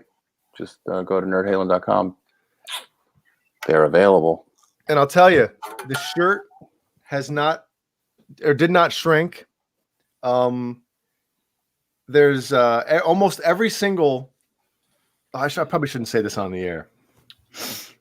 Uh-oh. Because there's another shirt, a bunch of shirts that I have purchased that I can't wear anymore because they would fit Ellie closer than they would fit me now. So I can't wear them anymore. Friend it's request. like my old concert T-shirts, like Yeah. Van Halen T-shirts. All my old Van Halen shirts were like my Like kid this could big. wear. Yeah. Johnny, do you know on Twitch when like if you're watching a gamer or a streamer or whatever, every time they get a new subscriber, like a little icon will pop up like an animated thing, and then they'll have like a sound effect. Yeah. You should have something like that attached to this every time you get a friend request, and then it has the Roth. Ah! I can do. I mean, I can do all that stuff. Just I can't do it with this. Oh. With StreamYard, I can't do it. I can do it with OBS. And actually, that happened last night. During the show last night, there was a new subscriber, and Stream Elements actually mentioned it in the chat. I saw it. They said, "Hey, thanks for subscribing, so and so." Oh, friend request. Ooh! Ooh! Yeah, I've been getting friend requests on Facebook nonstop the past couple of days. I've added over 100 people, and Wow. I'm getting them throughout the show. I just How got many one you have a now? second ago. I don't know. Because you can only have 5,000. Johnny is popular. I'll probably hit 5,000 probably like next week. Yeah. No. Oh, It was loud as shit. I know. I can't. I Wow. have it I'm down not to- even wearing headphones. It's like 2:00. No, it's like what is it? 8:00 on the mixer. You know, turned way down. 8 o'clock. John VL, where are Jay's drops? I got a bunch of them. Okay, good.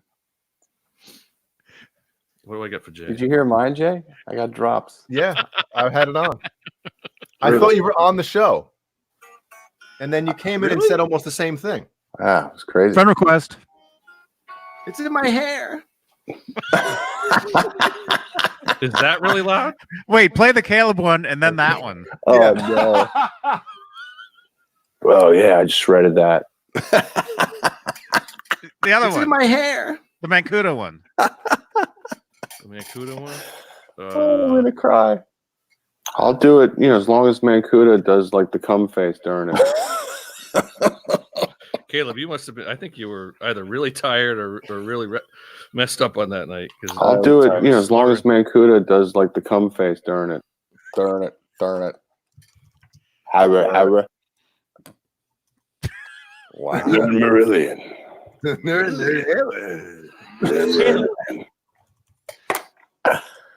That won't get old.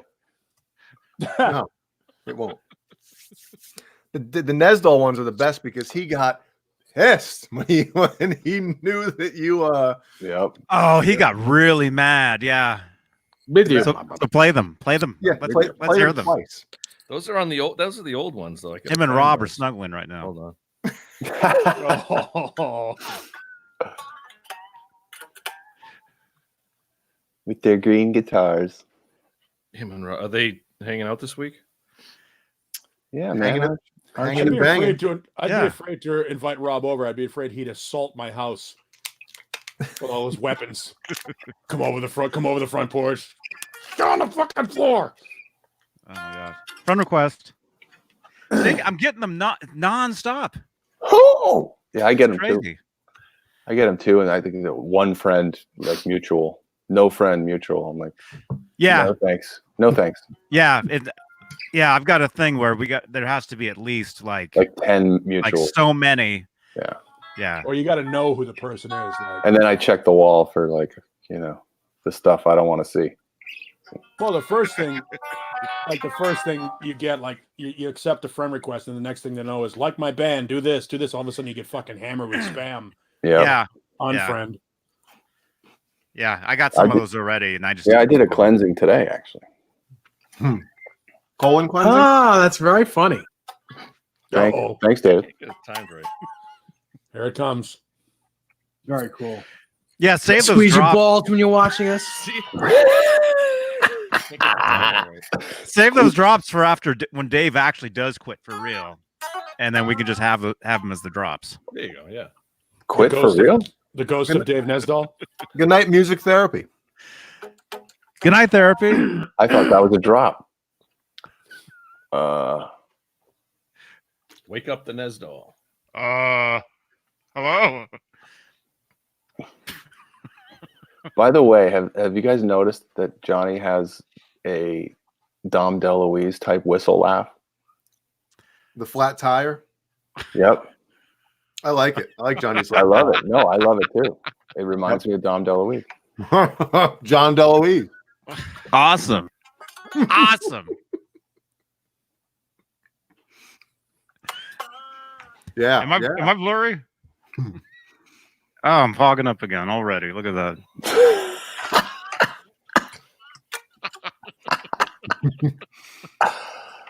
Okay. Oh, wow. I look. He's like a mad scientist over there. Just look at John Biel right now. He's just like, what can I get? He's like, Yeah, they talk about that 5150 stage one more time. I've got them all dead to rights. No, here come the Paul drops. Just the tip. The tip. Oh. In Mexico, it's Keeler. The groove is the thing that makes the asses shake and the foot tap. That's a good one. That's Fun awesome. fact. Fun fact. All I write is hits. This is proof that I'm a fucking jerk. Oh. Oh. Here we go. Oral. Oral. Oral. Not oral. Oral. John, you got to record your own little devious laugh that you got going on. My own devious laugh? You don't even notice it, I bet. No, probably not. If it sounds good, it is good. Truer words have never been said. Someone else has to do my clips. I can't do my own clips. You said clips. Yes, I did say clips. Okay. I have tears rolling down my face now, like Iron Eyes Cody. Iron Eyes Cody. Those aren't tears. America, beautiful thing. That's a good one. Those aren't tears.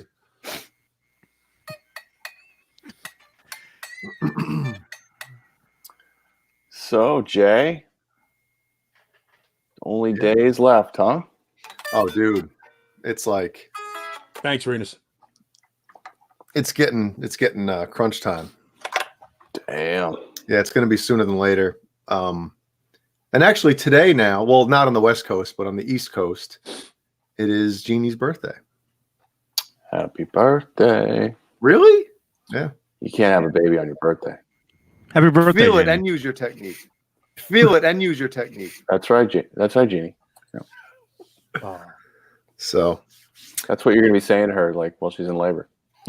Oh no, you missed it earlier. Feel it Caleb. and feel it and feel it and feel it and use your technique. Earlier, Caleb, we were talking about the fact that Jay is really, really in need of some sex, and he's wanted to have sex with Jeannie, and then it would give his kid his first black eye. Oh yeah, right. Which is fucking wrong on all levels. Yeah. It's in my hair. Well, I will tell you that when Jeannie was pregnant with Ellie, I want to show up with a short skirt. It was very strange. Like, you know, once it got to that certain point of pregnancy, it was like, especially knowing that we were going to have a daughter. Like, I don't want that anywhere near her. You know what I mean? Right. Yeah. So good thinking. It's good. Yeah, we're thinking like maybe even 2 weeks early, man. They're, you know. Well, you and Caleb, I think, are the only ones here that have kids, right? That we know of. That you guys know of. Yeah. Yeah. I mean, that's. I can't imagine having a kid. I can't imagine being that responsible as a human being. Oh my God. Well, dude, you know what? I've told people this before, man, because I was the same way, and you know, I was when Jeannie was 8 months pregnant with Ellie. I was in West Virginia recording an album, and I remember the singer of the band I was recording had 2 kids at the time, and I was telling him, like, dude, Jeannie's 8 months pregnant, and I feel absolutely nothing. I'm like, he's like, listen, as soon as that kid comes out, your whole world's gonna, it's all gonna like make sense and change and all that stuff, and it's true, man. I had no idea what to. Oh, now Jeannie's in here, son of a bitch. There's Jeannie, and I literally was like, had no idea about anything, and then just like it's almost like human instincts kick in, and it's amazing. Oh, there's my 2 girls right there. Oh, look at that! Yeah, I like so that avatar. So Happy birthday, Jeannie. It's amazing how human instincts kick in, and just you. It's amazing how you know to do certain things. You're like, how the hell did I know how to do that? Nope. So, nope. I would fuck it up. No, you wouldn't. No, you wouldn't. Yeah, There's Jay another drop knew for you. how to. Jay knew how to breastfeed right off the bat. Yeah, but not for my boobs. I thought it was supposed to. Oh, I thought you were gonna keep her away from Right? There's 2 for a reason. just step up to the spigot. That's right. I'm not gonna let him have all the fun.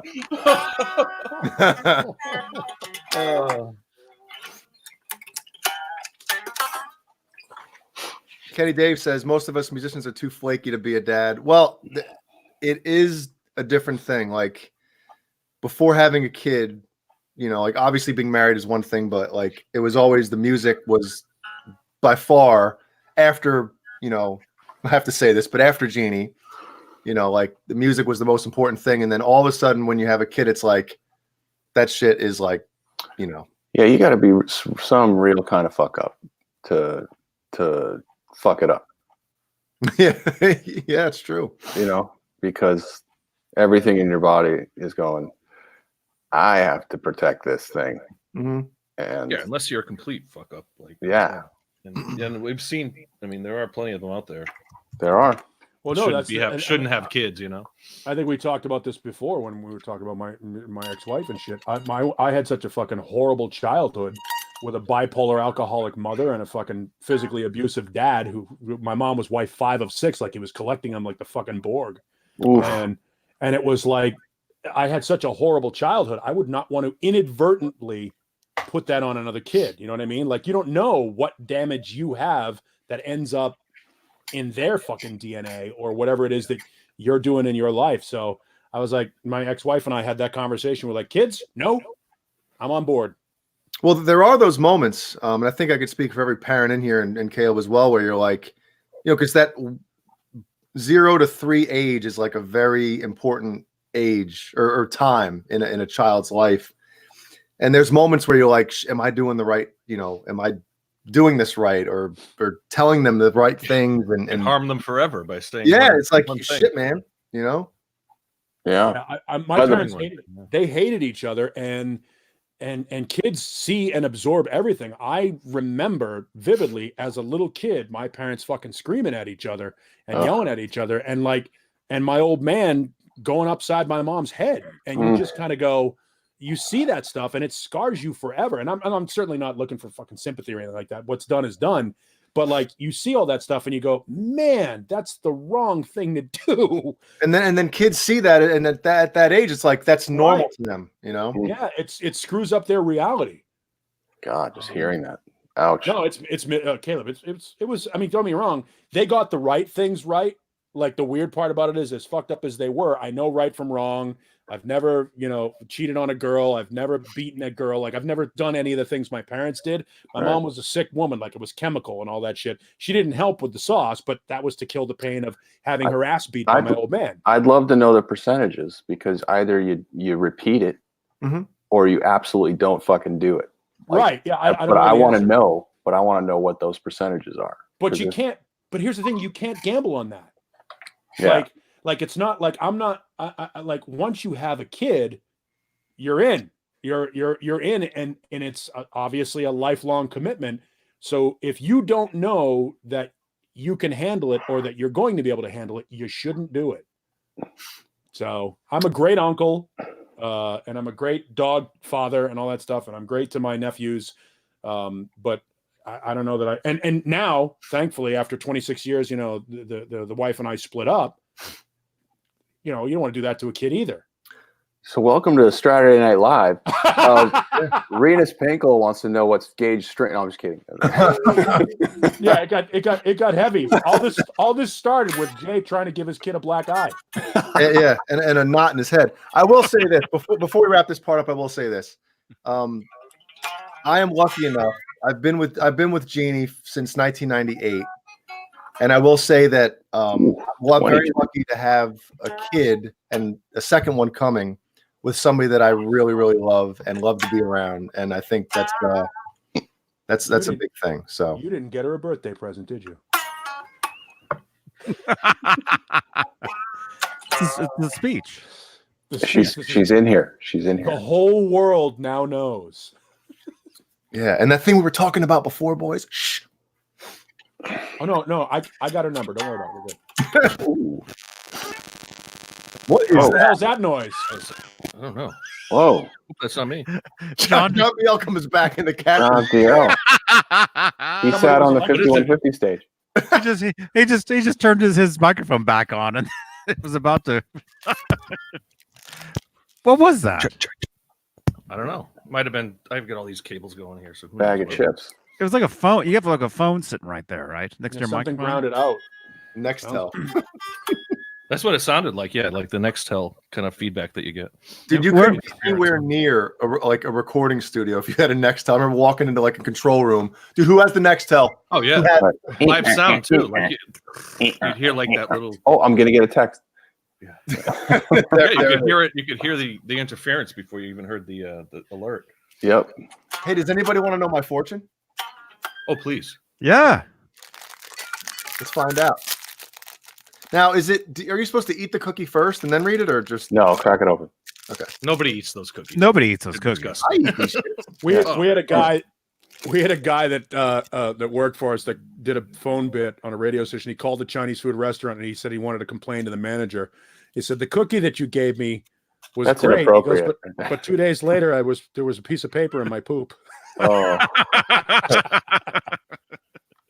Well, here's those winning numbers that I was talking about. Yeah. 50, 41, 33, 29, 15, 32. Nice. Here we go. Do what is right, not what you should. That's not a fortune. No, it's a bit of an admonishment. Yeah. That doesn't what make was sense. right. You should eat that cookie. You should not eat that cookie because it was made in the 20th century. Is that comes Panda from- Express, or do you have that a comes whole from- bag of those? Jay's eating the cookies from the Wuhan bakery.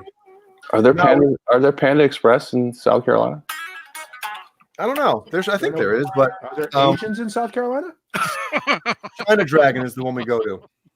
China Dragon. That narrows it down to.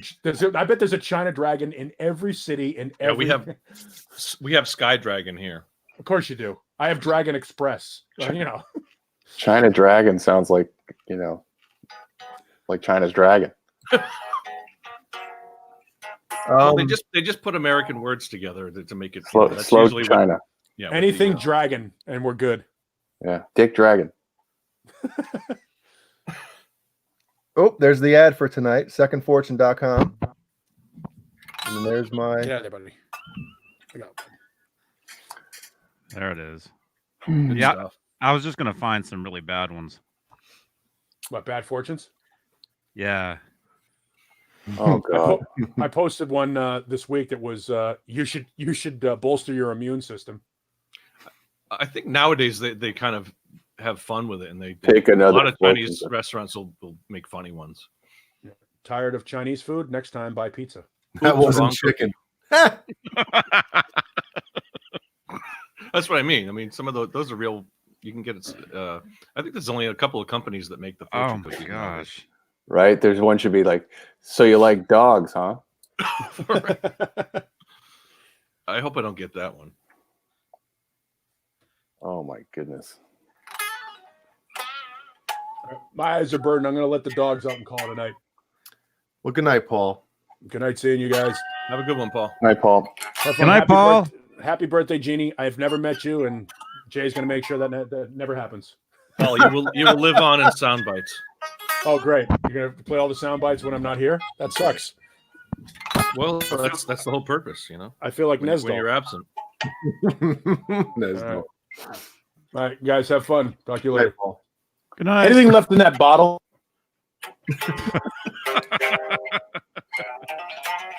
Wow. I heard something cool the other day. Kind of depressing though. About like distance and please tell us. space. You know this story about the Beetlejuice star that's dimming? Yes, I've heard They're that. saying like it could go supernova. Yeah, and it's probably going to happen in like 10,000 years or something like that. Or 1,000 Right. years. But here's what's weird. If it was to happen today, right? And we saw it happen in the sky, which by the way, they say you'll be able to see it during the day. With the naked eye, yeah. Hasn't happened since the 1600s, I guess. Right. But Supernova. what's amazing is if it happened today, that means it happened in 1377. So how many light years is that? 634 or something. I mean, Insane. isn't that Well, that's crazy? crazy. Anything you see up in the sky, yeah, it's thousands of years old. You're actually looking or back hundreds. in time. But what's crazy? Have you ever seen that? Oh my God. That visual of like they say all the stars you can see with your naked eye in the night sky, and they have like a circle around the little part of the the part of the deep field, the Hubble deep field. the Milky Way that we're in. Mhm. It's a very small part of the Milky Way. The observable universe. Yeah. Yeah, Right. It's like, dude, we ain't shit. we Oh, ain't God, shit. Yeah. That's we're so incredible. insignificant. Yeah, we're so Well, I mean, in the grand scheme. oh my goodness. There are more galaxies in the universe than there are grains of sand on every single beach on the entire planet. Yeah, I mean, just think of that. Billions. It's like Billions and billions. that means that this show is happening exactly like this somewhere else in the universe right now. Math means it's happening. yeah. Mm-hmm. That's crazy. With 4 guys that look just like us. Just like But us. just slightly different. Nope. Not as good looking as that Paul one. Paul left a half a second later in the other universe. Yeah. Yeah. Yeah. He had to take a dump. And that Paul has a He got kid mauled somewhere. by Ace. in one And of that the, Paul has a kid other somewhere. universes. Yeah. Yeah. Yeah, that's crazy. Dude. And aliens and all that kind of crap too. Yeah. So wait a minute. So you're saying that there'll be some sort of explosion in the sky, and if we see that, that means it happened It years happened ago? before- yeah, it happened 100 years before, 150 years Yeah, before because if there's Columbus. 600 Before something Columbus light years discovered away, America. it takes that happened in- long for their in- light to get to In us. 1377, if it happens now. Renus Pinkle's out of here. He's like, I can't take this. Oh, this is good stuff, man. Oh man, 643 light years away, Beetlejuice. And that's not far. I mean, some of them are millions of light years. Well, I don't know. I mean, thousands of light years anyway. I think the universe is. They say that the universe is like 15 billion years old, so nothing's older than. We don't know. I don't know. They don't know that. They don't know how old it is. Yeah, we don't know anything. Nobody knows. Yeah. They know how old this planet is, but they don't know how old that It's like 4 billion years. the universe is. This planet is like 4 billion years old. All right, I'm leaving. I love talking about this crap. Me too, man. That's just good stuff. I love it. Although, Jay, have you watched? I know you love the alien stuff. Have you watched any of the ancient aliens on? I watched the History first handful of seasons, and then it got like Right. I got just out there. understand they wanted to keep it going, but some of it got like, oh, okay, all right. Yeah. And they're still making new ones, and Yeah, they're still like making. I read Chariots of the Gods back when I was in high school, and that was crazy. Like just some of the, the pyramids and all how it's all the Nazca lines and that stuff, how Mhm. it's all related. And It's crazy stuff, man. good stuff. Good stuff. We don't know anything. I mean, we haven't even, No. As soon as you think you know something changes that. Yep. They're saying there's some radio signal coming every 16 days from somewhere. That's another one. Yeah, you've been reading the news lately. That's all I do when I'm at, well, I shouldn't say anything, but half the time I'm at work, I'm looking at those news articles, like science articles, stuff like that. When I have a free moment, I look at that stuff. Are we sending radio signals out? Yeah. Every single second of every single day. That's We're sending Wi-Fi signals out. So. Can you hear me now? But it's the same type of thing, like those radio signals or whatever that are leaving this planet. They're only traveling so fast. Light speed. So if a planet with intelligent life on it receives those things and they're X amount of distance away, It would be 600 years until they get it. Right. Yeah. So it's crazy. I want to know. Yeah. If there are intelligent beings visiting our planet, what do they think of our music? Or watching this video right now. Or watching What other kind of music is out there? Yep. What other forms? Well, how about Voyager 2 just went back online? Did you hear that? Yes. Who turned that thing back on? Huh? It went out because of there was a glitch in the software like a month ago, and it was out. Was that the satellites? It's the Voyager probe. Yeah, probe. Like last week, satellite. Yeah. Last week there was like hundreds of satellites up in the sky, and we saw them. You could see them. The from Tesla here. or something, or the. You could see them. It looked like shooting stars. Like every so many seconds, you'd see all these bolts in the sky, and we were watching them. It was like last weekend. Oh, Voyager 2 Elon Musk. I think it was Elon Musk who sent. Was like launched in '77 or something, and it's been traveling out of our solar Voyager system. 1 and 2 are the furthest man-made objects out out of the solar system now. So with the golden record and all the sounds of Earth, which was really cool. Carl Sagan. Remember the first Star Trek movie, Voyager? I never saw it. Voyager. It was Voyager 1, but the part of the word Voyager was scratched off, so they called it Voyager. Well, that was Star Trek 1, the movie. Star Trek the movie. Yeah, the really bad one. The motion It picture. was that's right. The motion picture. It was terrible. That was one of the first. I think I saw that before I saw Star Wars or maybe I don't know which one came first. That was one of the first movies. Star Wars was first, and then Yeah. that I saw came in the out. theater. Yeah, I think Star Trek came out in like '80 or something. I guess. Yeah, I do remember it being 79. really boring when I was like a 6-year-old watching it. But Star Trek 2 was cool. is that Khan? God, It was amazing. it was really good. And the search for Spock and and so on and so on. And the humpback whale one, which was cheesy as fuck. Yeah. Yeah. The time machine. Mm-hmm. Let's go back to 1985. And then they came San out with Francisco. the new TV series. Mhm. Wasn't that the one where Shatner's toupee was like full blown 80s? Oh yeah, TJ toupee. Era. Yeah. the perm pay. Perm pay. Metal Soda. Nedward, he is here somewhere. He was eating, and then he left. He was eating the head off a rat. Oh, Kicked him God. out. Should rename There's- him Ozzy. There's the drop. We got to timestamp this. Eating the head off a rat. Did you guys ever hear the the Apollo 11 mission, right? Of course. Yeah. Got the book right here. The fake one? You mean the fake one? It really happened.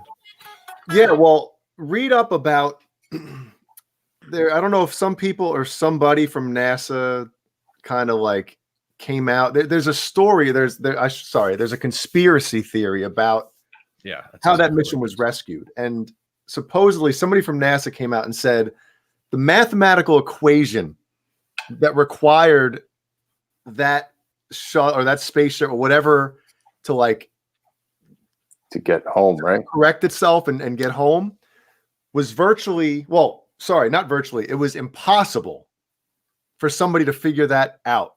No. And that they're saying that they definitely had help. Somebody helped that crew make it home. John, don't make that face. No. Don't do it. Read up on it. Don't show me some book. Read up on it. I am reading up on it. No. This is See, it. That's This is it. Written by the flight director of Apollo. yeah. And do you think he's Failure. allowed to tell you the truth? No, he's telling the truth. Yeah, sure he is. No, I love that.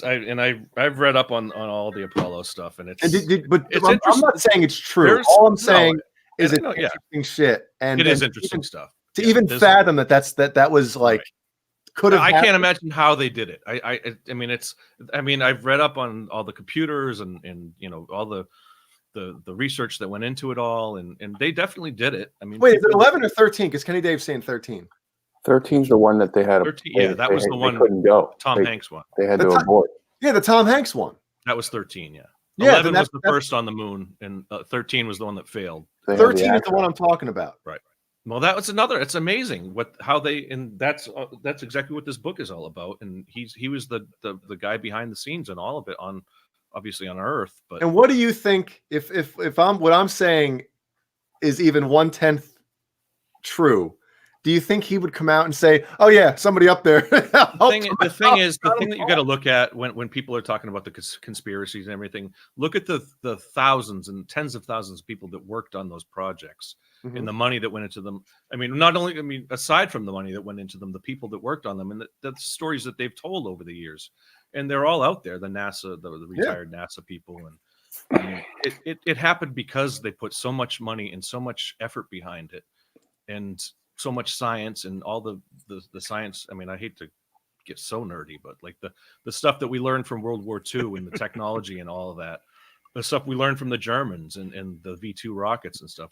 It was all of that. Yeah, I think combined. in the movie they do The the Cold War. It was all because they of do that. the on-site mock-up. Like there were guys that actually Did the re-mocked tests, yeah, and what was happening up in space. They did it down on Earth to try and figure out how to. It was all to simple fix it. electronics too. Simple computers, simple electronics, and it could be done. And it was radar. I mean, the radar was the thing that really helped them the most in landing on the moon. And then, they could have done it by just looking at the stars. They could have navigated home. They had to use the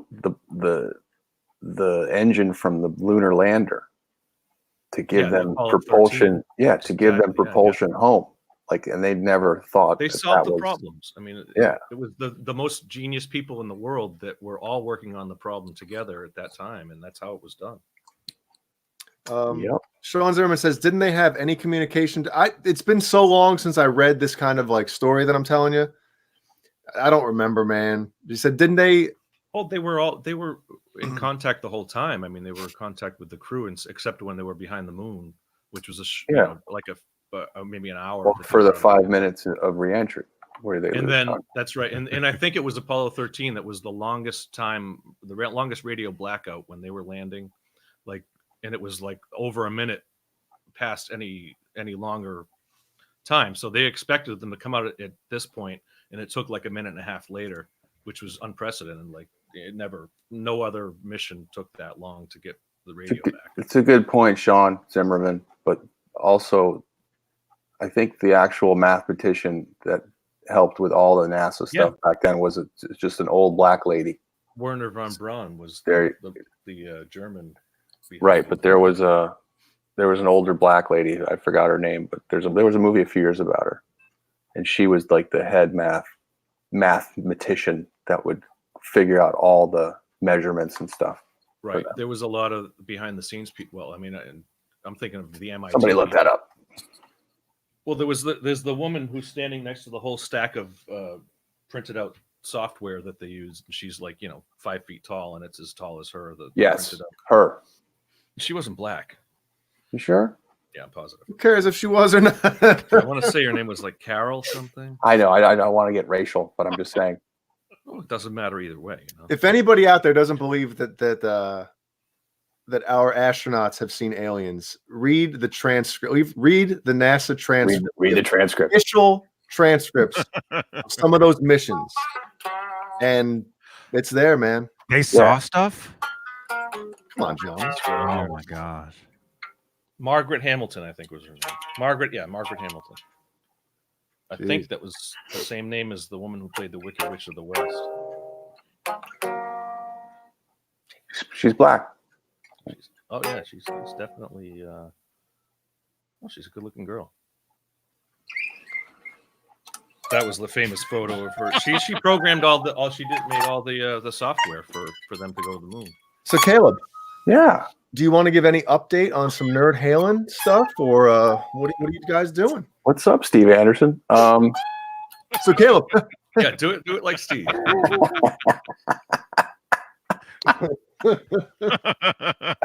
So Caleb, what's going on with Nerd Halen?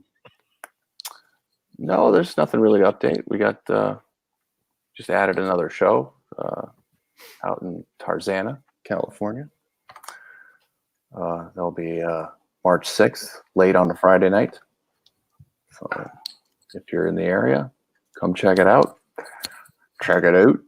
Well, wait a second, though. Yeah. I thought you guys posted something on your Instagram a couple days ago. Oh, we're recording, yeah. We're recording. But I'm not saying what we're recording. Okay. But yeah, we're recording. We were doing some recording. Original stuff, or can you say that? Original concept. How about that? But not original music. But yeah. Hey, is there a raid going on right now? A raid? That's what they're saying. Yeah. From who? Oh, they're raiding us? Nice. From DR Guitars. Cool, man. Welcome. And thank you, DR Guitar. Straturday Night Live. Steve Dave. Huh? Well, Kenny Dave is on. Steve Dave is from. Who was that? Smith, Kevin Smith. Come on, Steve Dave. You guys don't know Steve Dave? Jay, you must know Steve Dave. 37. 37. Well, 38. No, that's a Kevin Smith inside joke. Clerks. Anyone? Clerks? Yeah, man. I still got to see that. Oh, my. 30. You guys see everything. You haven't seen Johnny that. hasn't seen anything. The last record I bought was Peter Gabriel's "So." Yeah, that was the last. Yeah, all right. That's the last Eddie Van Halen quote you used too. Before that, it was Brand X. It was I got a record back in 1980 called Brand X. Yeah. Phil Collins. Yeah. 37. Welcome though, Raiders. Welcome, you guys. Metal Soda, you suck try not to suck any going on your way through the parking lot. Yeah. It's hilarious.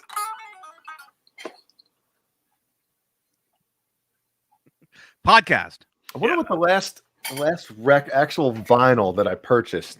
I'm not saying because I have some vinyl of some of the stuff that I've worked on, but I wonder what it was. Probably something back when I still lived in Illinois, maybe like Styx, Mr. Roboto, so you had it. Were you talking like vinyl collection that you? Kilroy was here. Kilroy was here. Mm-hmm. But did you have like a vinyl collection before you had a cassette collection or a CD collection? Yeah, but it was mostly 45s. My parents had all the LPs, right? But I had all, at the time it was just buying the 45s and stuff like that. But I did have Kilroy was here on on the full album. Mm-hmm. And that one was cool. That was on the days when they started making them where like if you held up light to it, you know, like it was the Kilroy Was Here record was kind of like purple. Not as purple as Purple Rain, but it still had a, you know, it still kind of was colored. Colored, The vinyl. Yep. Yeah. The coolest vinyl I ever saw was the soundtrack to Superman 2. Ooh, wow. Was that red? John Williams? No, yeah. No, it wasn't John Williams. Another the guy. original sound. Another guy did the second movie. But you hold it up, and it's the regular black vinyl, but it's got the Superman logo on the vinyl, and it like shines when you tilt it. Oh, rad. It was pretty cool. Let me see if I can find a picture. Neo before Zod. Are we in Actually cool vinyl showing mode or something? Yeah. I got some cool stuff right here. You know what would have been cool though is if that album for that looked like that's what your was traveling through space. Remember vinyl. the jail that they were locked in? Yeah. Doesn't it look like an album? Mirror? Wasn't it a mirror? The Phantom Zone. The prism or whatever. The Phantom Zone. Look at this. I mean, this doesn't look exact. I mean, you'd have to see what it really looks like. But it's all scope up. Oh, that is cool. Oh yeah, Warner Brothers, Joe. Right there. That's awesome. That's now, go up now it's Warner Records. But yeah, go yeah, up. that's what it looked like right there. Huh? What? You got to go up. I want to see the one with actual. There's one with that one? Christopher Reeve on it. Yeah, that one. The picture disc? That's I the never one saw right that. there. He's trapped in the same thing, right? Like the ice. No, that's when he was right, losing his powers. He was either losing his powers or he was in there faking it while the other guys outside were losing theirs. Oh, don't give away the movie. Oh, Hey, come on, man. Come on, dude. You ruined it. All those people who weren't around in 1981. Mickey Settlemeyer worked at a record pressing plant for a while, he says. Yeah. But yeah, to me, that was the coolest vinyl ever. That is rad. Yeah, right there. Cool tricks like the Star Wars album where you can shine on it and you can see the TIE fighter or the X-Wing. You can shine on it. No, you shine a light on it and you can see a hologram of it. Shine a light, shine a light. Look that one up, Johnny. Huh? Look that one up. The Star Wars one with the hologram. What Star Wars one? There's a Star Wars album that came out a few years ago that you can, if you put a flashlight on it, you play as the record's playing. You said flashlight. Like a TIE, like a TIE fighter, a hologram of a TIE fighter. There's all different ones with like hologram. But it's new? Yeah, I think it was new. I don't know if they had it back in the day, but I know. Yeah, it doesn't sound familiar to me. Star Wars vinyl hologram. That's how you would search it on Google, Johnny.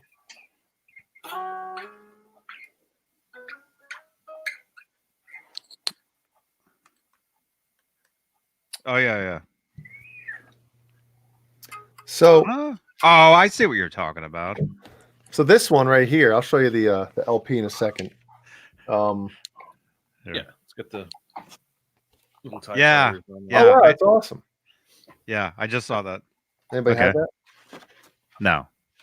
There's YouTube videos that show it in all its holographic glory. Hey, you're on. Oh, shit. Hey, come on, man, wake up. Isolated. Come on, man. So, Wake up.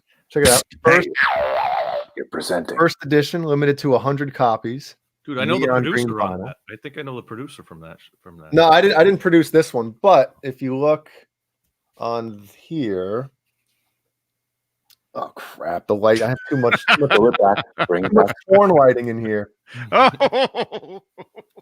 So if you watch the movie and you get to the very end, as soon as the final credits roll, It's like an Easter egg. I did the Jay Hannon. I did that. Cat's credits. And then there's a song called, where is it on here? Shit. Black Widow. The third song on the album. I actually did the solo on that song.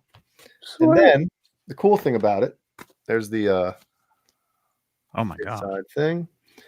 And the coolest part about it is this. Oh yeah. Yeah. Pretty Look bad. at that.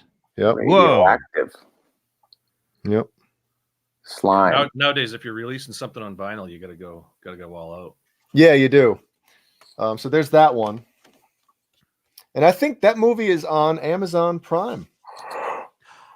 I have Amazon Prime. So peep it, man. And if you want, just go to go skip the whole movie, go to the very end. And Was and it then the end credits music that you did, or what was yeah, it? Yeah, yep. Cool. And then there's this one. This one I recorded, engineered, mixed, produced, edited, all that stuff. Wrote. And this one's neat, man.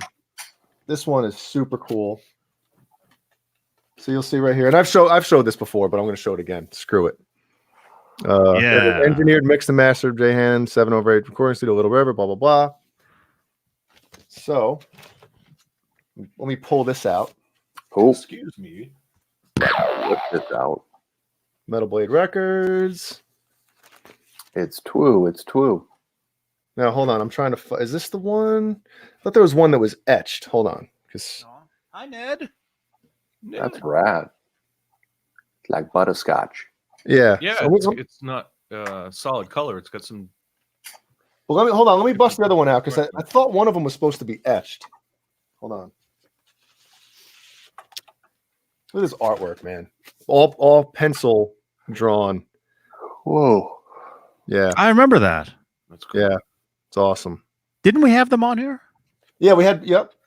And then OJ was the one who helped with something. I forget what the hell it was. Remember we were bullshitting with him? Yeah. He's a great guy. Is this one not etched? Oh yeah, it is. So side. I guess the side that doesn't have anything on it because there's 3 sides. Side B. Yeah. So here's the side that doesn't have. I don't know if you're going to be able to see it though, man. Well, I guess Yeah, you can see it. Can. It almost looks like wood, like a bird's eye. There it is. Yeah. So there's the Byzantine trident. It has the little logo there. Yeah. And there's some of the artwork. I guess they etched into it. Oh, But, yeah. yeah. I'm just trying to look what's on your screen. Yeah. It's you boners. Well, Okay. Paul's still up there.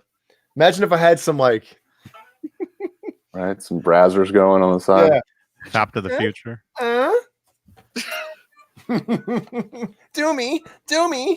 Oh, drop. Yeah, we're gonna have to get that one. Timestamp. Well, that's from 247. that's from whatchamacallit, man. You know, I'll play it for you guys afterwards. But I was listening to the Aerosmith has one. Yeah, it's live- Aerosmith. Yeah. No, Is the lyric sheet. I'll That's tell you. cool. I'll tell you after. Dude looks like a lady. When bands do that in an album, I think it's cool. Like instead of having all the lyrics and stuff like in like this, so you have to like hold the thing the whole time. You put a separate lyric sheet inside. Mhm. You know, so All the Japanese vinyl pressings of all the Van Halen records all had lyrics in them. Right here. This is what we're so talking about. if All the anybody early out ones. there, if anybody out there is a metalhead, go to follow Byzantine on all social media. Buy their merch. They're great guys. And yeah. There you go. Plug. Very good. Very educational, Jay. Thank you.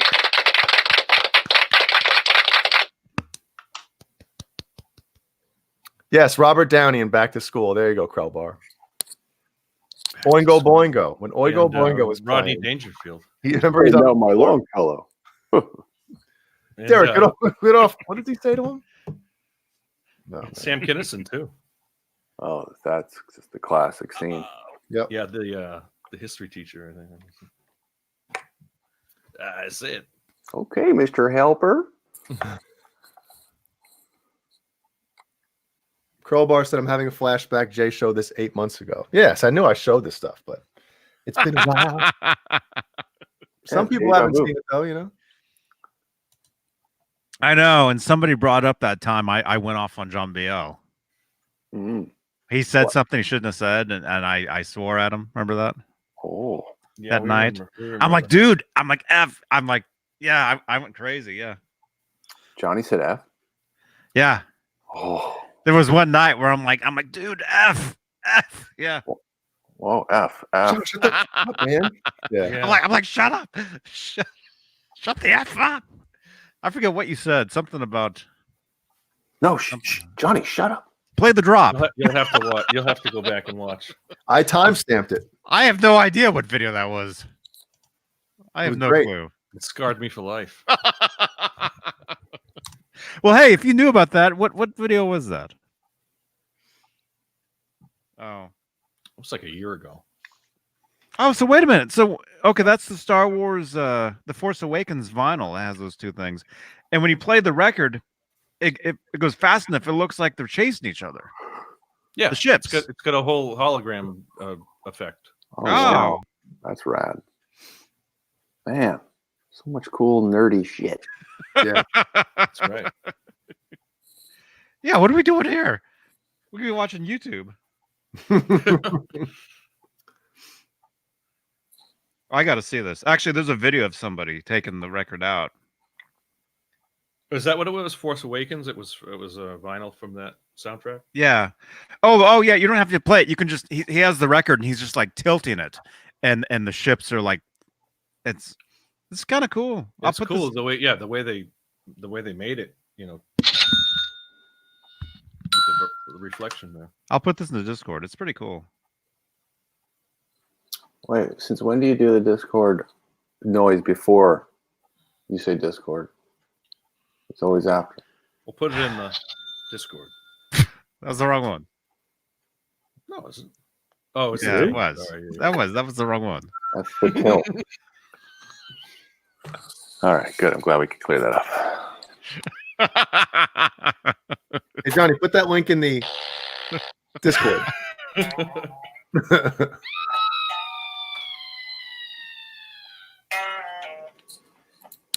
Let's see. That's one thing that these things are missing, man. There's this and there's the boo. I wish it had the two of them, man. Yeah. You got to get your special instant audience sound machine. The package. Instant audience. That's what it's called. It's Oh, are you gonna play that? I've been playing it. Terrible applause. That's the bad one. The rest are good. The applause is not good though. Sounds like a See, in the boo one, they should have the boo, and then in the distance, you suck. Play the rim shot. That's pretty good.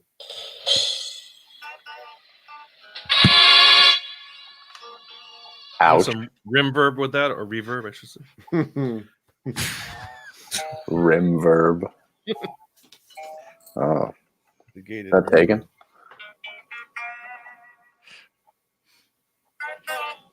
Oh yeah. Wow. Super chat stickers. I got. So I got to say, man, if the video the show last night, Roth? No, not that. No. People keep posting Roth clips, and they keep. Sorry to interrupt, but No, it's fine. they keep saying, "Wow, Dave sound really good." All I hear in those clips are the track vocals from the records backing him up, and what's really weird, and I've never seen anyone do this ever.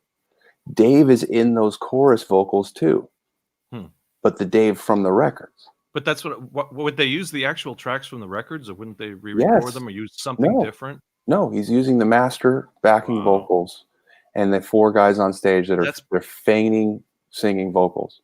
It's really. I haven't watched enough to kind of look into it. It's disturbing to me. It is disturbing if that's what they're doing, man. It's funny, isn't it? It's sad. It is sad. Yeah. I mean, Dave's singing with his 1978 self on all the choruses. Is he still on the Kiss tour? Yes. Yeah.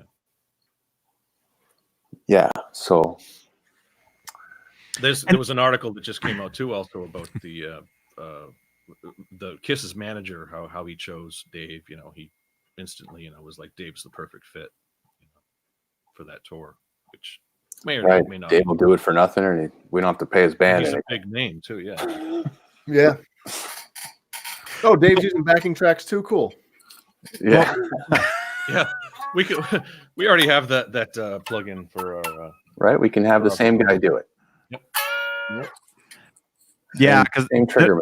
there's a guy that does like a Kiss channel.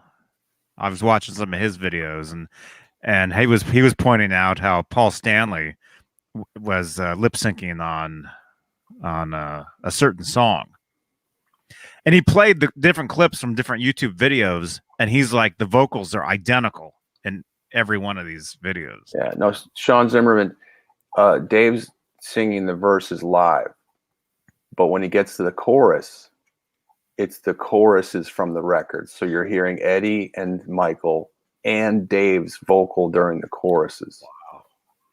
So Under Ed Dave. And even Dave's going like, "Oh yeah," and singing over it while his voice is singing the back. The Van chorus. Halen backing vocals are on there too. Wow. Oh yeah. Is that for all the songs? Yeah. Well, all the Van Halen songs, and then I think for the Dave songs, they're using backing vocals from those records. So that means that drummer would have to be playing to a click for those songs. Yeah, for sure. To get them to use those. Yep. No, there might be a guy actually just hitting the button. Hitting the buttons. Yeah, but I mean, if the drummer's playing a little too fast, a little too slow, Yeah. I mean, them shits ain't gonna line It'd up. be out of sync. Yeah. Wow. Yep. There was a Greg Bissonette clip that came up a couple days ago with him. He's talking about Ringo. I guess he plays with Ringo's Mhm. All-Star Band. Why Ringo is one of the greatest drummers of all time. Jay, you should watch it. I'll post it for you. What the hell just happened? Well, it's you're the. I mean, Ringo's a great drummer. I mean, in my opinion, but Greg Bissonette. If you listen to the Beatles close and you listen to the drums, you can hear it. Trust me. Oh, I hear it. And I hear it. You can hear what he's doing. Yeah, I hear what he's doing. doing. All the right stuff. Mm-hmm. You could never hear him live because all you heard was screaming. Right. The Beatles live. Yeah, I mean, it was. That first tour, you couldn't hear them at all. Even Shea Stadium, which was one of their later shows. All you heard was just screaming. They had, I think they had the equivalent of like a couple of 100-watt amplifiers to play to 50,000 people. Yeah.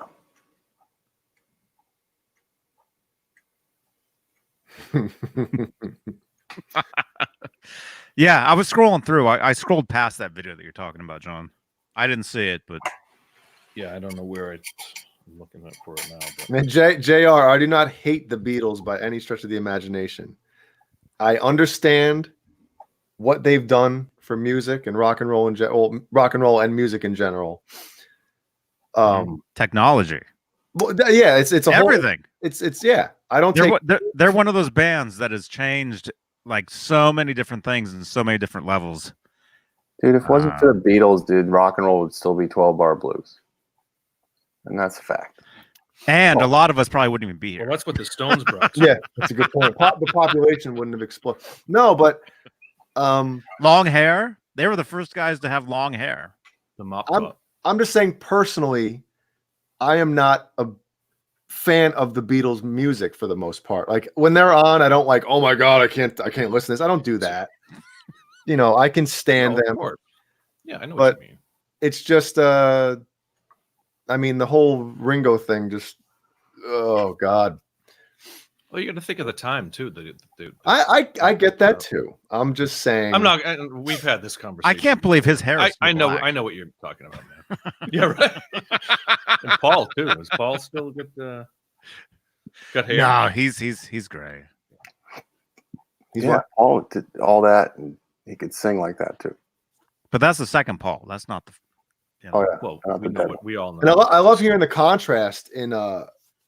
Instantly, you can tell who wrote what songs, because McCartney is more of like straightforward, like more. He's less experimental. It's very happy. Lennon was like a lot of bass solos and dark. Yeah. Yes. Yep. And and here's a good game. Count how many times Paul's singing about someone's name. Eleanor Rigby. There's so many names. All Jude. the Penny Lane. Hey Jude. Jude was about a boy though. That was about John Lennon's son, Julian. Penny Lane. Oh man, Well, it's a name. going forever. Maxwell Oh, that's right. Silverhammer. You can just keep going. There's You're right, John. tons. Well, yeah, that I mean, just the Lennon McCartney, you know, any And then the best songs were written by George. So there you go. My Guitar Gently Weeps.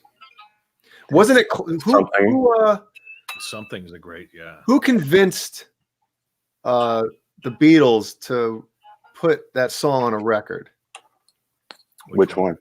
My Guitar Gently Weeps.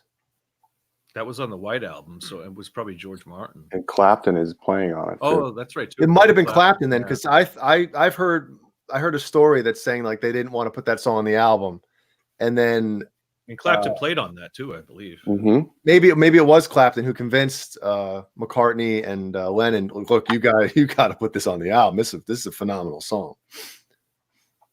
Yeah, there's so many good songs, man. So that song I love. That was and that was the one, the clip with Prince playing with that. I think was one of the best Prince live songs I've ever heard. It was the Rock and Roll Hall of Fame, I think. And he throws a guitar into the audience at the end, and his tech catches it. Yeah. It's really cool. Sean Zimmerman says, I thought the producer did. I don't know though. It might be. It might be. Martin, yeah. Like I said, I heard this kind of like, you know, George Martin. you telling me. So, and like I said, I don't hate the Beatles. I don't dislike the Beatles. It's just I know what you mean, man. I've never voluntarily put them on. When they're on, I'm like, all right, it's whatever. That's the way I feel about Tom Petty. I mean, I respect Tom Petty. I like Tom. I mean, but I'm not gonna put. I don't own a Tom Petty album. I've never bought a Tom Petty song, but it's just There's not like- my thing. It's not my thing, Tom Petty. Yeah, me neither. There's like maybe four or five Tom Petty songs that I really, really like that are like, in my opinion, great songs. Running Down a Dream is one of my. I like that one because of the video. Dude. Don't I get bought me that. started. I bought that CD. I bought that one. Dude, Tom Petty. No, I know Kayla. I know you like him a Oh, lot. whenever an artist can paint a picture and you're there, that's What what the Tom futuristic Petty song he did on in the mid '80s. Don't That's come the around Alice here in no more. Wonderland one, right? Don't come around here no more. Yeah, Don't Come Around Here. Yeah, I That's the one.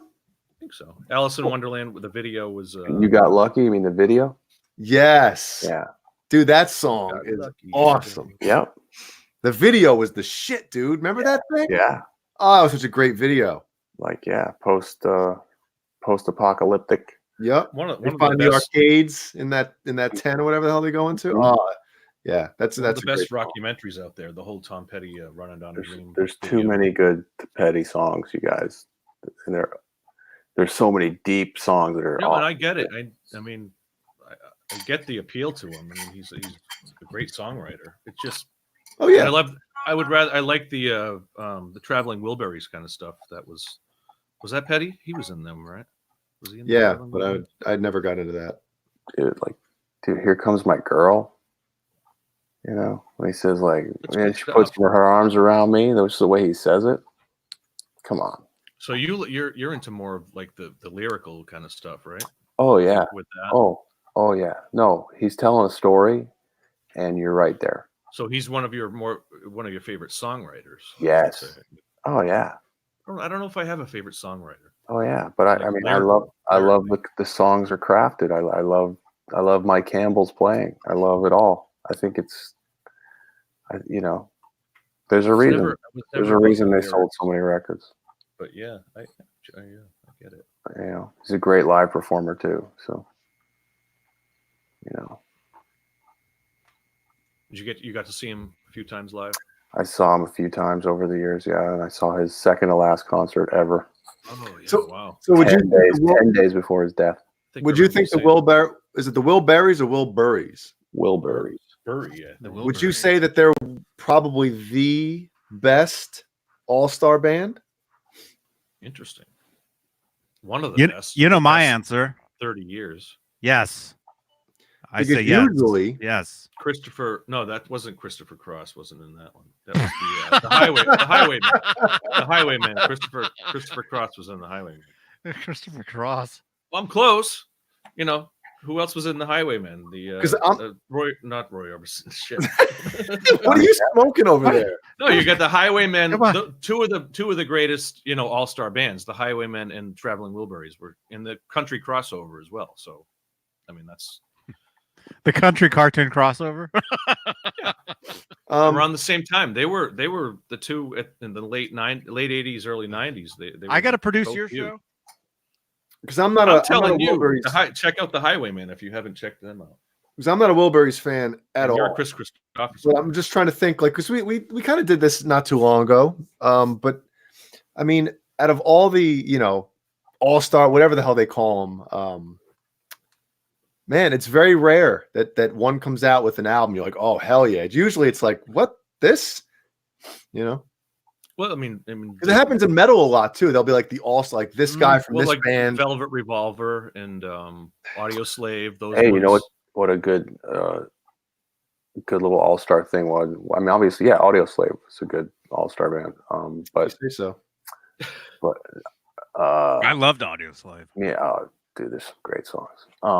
But hold on a second. But is that band better than Traveling Rage Against the Wilbur. Machine? Are they better than Soundgarden? Frig no. No, you're right. I wouldn't. Right, say, or but if you're Guns gonna N' ask Roses, me, like Velvet if you're- Revolver, Guns If you're N' gonna Roses. ask me who will I take, Zach or Chris, I'll take Chris every day. Of course, Anybody but would, but that was after like Cornell was I don't know, his voice wasn't as electrifying as it used to be. Man. Well, he did Cornell that was Bond. great. Anything he did was great. He did that Bond theme. Does And we anybody haven't know? Go ahead. We haven't even talked about the new Bond theme yet. What's not? Has anybody who heard? who does the new one? Has anybody heard Army Billie of Anyone? Eilish. Oh God, Army of Anyone? that chick. Yeah, I've heard of that. I don't know if it's good. We played a show with Chris Cornell's brother back in 2006 or 7 in Atlantic City, and he had no interest in talking to us at all. He was like, it was like Gizmachi. he was like, dude, that's Chris Cornell over there. I just spit. Anybody see that? No, We honestly thought it was Chris Cornell, but it ended up being his brother. And then Thank you, Jason Wade. You know what I'm talking about. yeah, but Bad Season, dude, good album. No, it's super groups. I mean, Not yeah, better what than else? Pearl Jam, and not better than Alice in Chains. Not even close. Who else can we think of that? Some of the Well, Army of Anyone was the singer from Filter with the DeLeo brothers and Ray Luzier. I like And Ray Luzier. So that band was sick. And that But record again, was nothing great. you remember. I mean, who's heard of them? Well, they some- did one record, and it was after I'll have to check that out. after iTunes. I don't think I've ever heard that record, man. I'll have to peep it. It's good. There's some great songs. Temple of the Dog, there's a handful of really good songs on that record, but again, not better than Soundgarden, not even close to either one of them.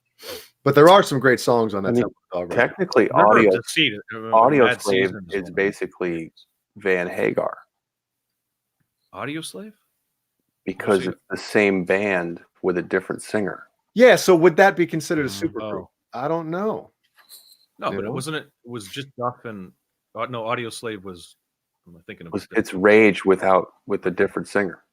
Yeah, That's Audio It's Slave. Rage with Tom actual Morello singing with Cornell. Yeah. Cornell. because there was no singing in Rage. no. I've got all their stuff. I like Rage definitely. I mean, and they're touring again. That first album, man, is killer. Killer. Yeah. Yeah. By that logic, Yeah. Toto was Michael Jackson. Well, to some degree, Toto was Michael Jackson's backing band. On the Speaking of studio. Toto, Caleb, are you going to be there? Right. Lukather's playing with the Ultimate Jam. Yeah. I might have to go check that out. Is that this Tuesday? Yes. Check it out. Yes. Man. Yeah. Jason Wade says he's going to see Rage Against the Machine in Raleigh. Hey, Jason, I still got this this Wolfgang back here, man. Oh, here's a question for the chat. If anybody What- wants that Wolfgang, hit me up. Luke If, Steven. what question would you ask? What would you fanboy Steve Lukather? I wouldn't. No, I can't pretend to know enough about. I mean, I know the Toto stuff. That's about what I know of Lucas. Well, he was there when Eddie did Beat It. So, like, would you ask about that? Sure. I mean, What? Ask him, like, how did you feel when was he Eddie there? said- He wasn't there, like present. I mean, I Yeah, think he was there. recorded. Really, he was. Him and Ed were like collaborate. Did they collaborate on this on the song on the John solo? Biel. John We put Biel, dude. we I put know the he recorded. Beat we It. They put the recorded interview in the rhythm. Discord. He told the whole story. Well, then there's your answer, Caleb. He told the whole story. Right. Did you ask him? But I would ask him what rig was he using? Was he really knocking What on the door, at the what studio could, door? was he using? Was he using? No, that's actually a road case. But Did the speakers actually blow up when he was playing the solo? yeah, that's true. Was he that use really Frankenstein? someone knocking on the door saying, "Hey, let us back in"? Did he use Frankenstein? That's what I was going to say. We pretty much know that he used Frankenstein, but did he play through Lukather's stuff? We don't know if he used Frankenstein. That's what I Like would what you I ask? said, him? We don't pretty know much know. But yeah, well, we speculate. Pretty that he much. we speculate that he used Frankenstein. But what year was that? 82, 83? 82. So Yeah, it was couldn't have recorded. been- Yep. was most likely. Now, I'd ask Lukather, I guess, because I think I'm in John Biel's shoes, where it's like I don't know enough about, to ask anything except for when Eddie says that he helped arrange the tune. Is that true? And if it is true, how did you feel? Actually, there's an interview where he's talking about that. So Yeah, it's in the Discord. in the Discord, He actually talks about the whole thing. I watched it, and I guess I don't remember that part. He said something like Eddie. Good night, Amanda. He wanted to change. Good night, Amanda. He changed. He wanted to solo over a different part, so they rearranged the song, and they were cutting the tape of the song to change the arrangement of the song so Eddie could solo over it. Oh, The song was totally changed. yeah, Which is pretty cool. that is. And then as they're doing that, Quincy's banging on the doors. That's him banging on the door for the song. Eddie! Like, Is hey, that what that is? Is that what what do he you said it is? No, I'm making that up. It almost sounds like Eddie's guitar, like No, doing apparently it's a road case. like knocking it. Is that what it is? Yeah, like an empty road case. Yeah, it's not that old story of someone knocking on the studio door. Eddie, Eddie, you're playing your timing's off. And I asked, well, yeah. Wasn't So I he hung out up of on him, tune you know? or his timing was off when he played it live? Dude, that one interview time? with Eddie's the best when he's talking about. So I hung up on him, What am I talking about? It's right? yeah, no. So he calls you. It's like, it's the best, man. Quincy. That is the best. He's so coked up on that. Oh video. yeah. Oh, Friend request.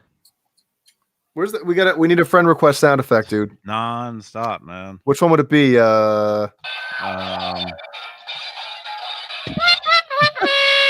It'd be that one because who knows if I'll accept it or not. Wait. I got it. What about this one? Like, who is it? You already have that for another one, don't you? There we go. A new tip pick of Jay in the Discord. Uh-oh. We'll have to look. What? Amanda is back. Oh, putting Amanda's stuff in the Get the Discord. screenshots. Oh, Jesus Christ. Let's see. Screen cap faces. There we go. Let me see it. I got to see it.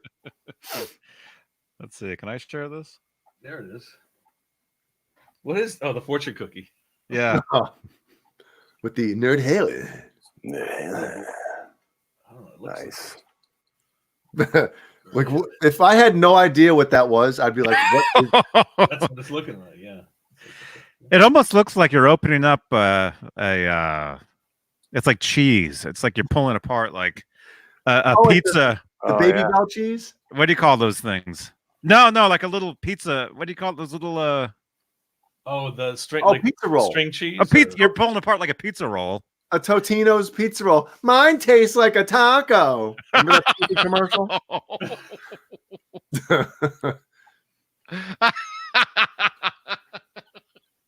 My Totino's pizza roll has jizz in it. Oh my gosh. So hey, for you guys who haven't joined us in the Caleb? Discord yet, No, that's not Caleb. this is what it looks like. If you want to join us in the Discord, this is what it looks like. And there's all kinds of cool sections over here where we have all different kinds of cool cool stuff. Like, hey, I'm sure some of you guys saw these pictures today. Man, like that one right there. That's such a cool shot. Caleb, you got to Right get there those of him pants, jumping. man. What's that? You got to get the yellow pants. I have them in gray. No, you got to get them in yellow, man. Look how awesome that picture is. Dude, you know how Yellow hard it is to shoes. get that shot? Wait, Mike's wearing the spray painted. And that's a fan. That's a fan shot know. right there. You know how hard it is to get that shot? Wait a That's minute. amazing. Because look, he's Full landing. It's He's full landing. Because look at his hair. Mm-hmm. Johnny, show there's this picture here with Mike. He's got the spray painted Live Without a Net shoes. Oh, friend request. I don't know if they're Good night, Crowbar. Good night, Crowbar. Okay, which one? It's in what the hell is it? Eddie Van Halen photos. Can you change the name on that one thing Yeah, Mike's got the look at Mike's shoes. with that horrible guitar company? Oh, this He's one? got the spray painted Live Without a Net shoes. I don't think they're the same ones though. Oh, that's awesome.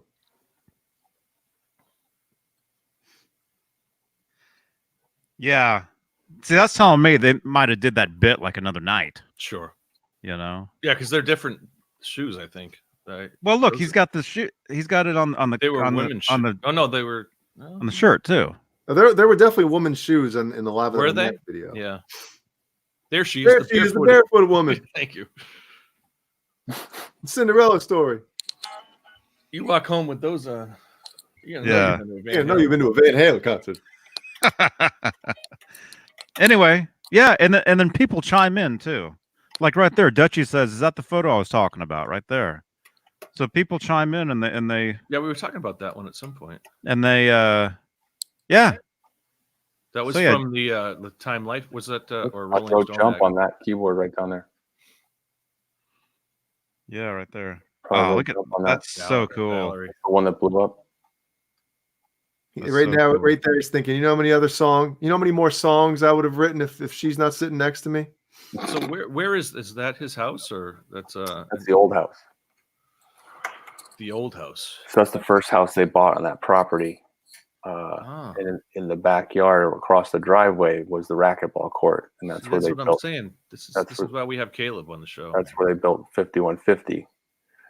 So when they built the new house, Such an 80s sliding glass which door. was down to the left of that picture of the view, if you went straight left and down to the lot next door, that's where they bought that lot. Is that like the Hollywood Hills? It's the other side. They're looking at the valley. So It's getting creepy now. yeah.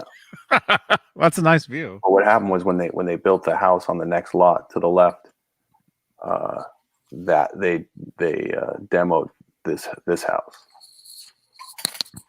Hey, Biggles. Mr. Bigglesworth. So anyway, yeah, this is the Discord, and there's lots of cool stuff in there, and you can see we got people online right now. They're in here. There's John BL. Oh, look, Zipkin is in here. Metal Mike. Hey, if Nightbot was Canadian, would he be Nightboot? Night boat. Then these are all the people that aren't even logged in. Yep. Dan Hill.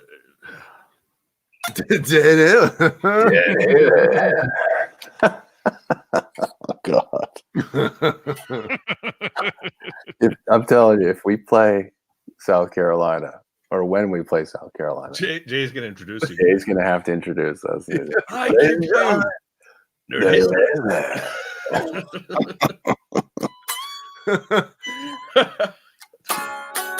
Oh yeah, the screen cap faces. Johnny, here Oh, you go. there's the Mancuda. What did you call it, Caleb? Oh, the come face. Yep. Johnny, there you go. Santa Cruz Cup Ah, what's that? A coaster? sticker. Why are these covered up? Uh-oh, click it. Spoiler alert. What does that mean? What's in there? They're probably not Something safe for pink. work. It's something pink. It's Mancuda. Let's It chance can't. it. I mean, it can't be bad. Oh, Oh, I remember that night. Couldn't be bad. why is it hiding that stuff? Oh God. Oh, Because yeah. it's smart. Oh, Because nobody wants to see that. that was the night I was at. Yeah. Hey, look at that's that. me- That's me looking at that.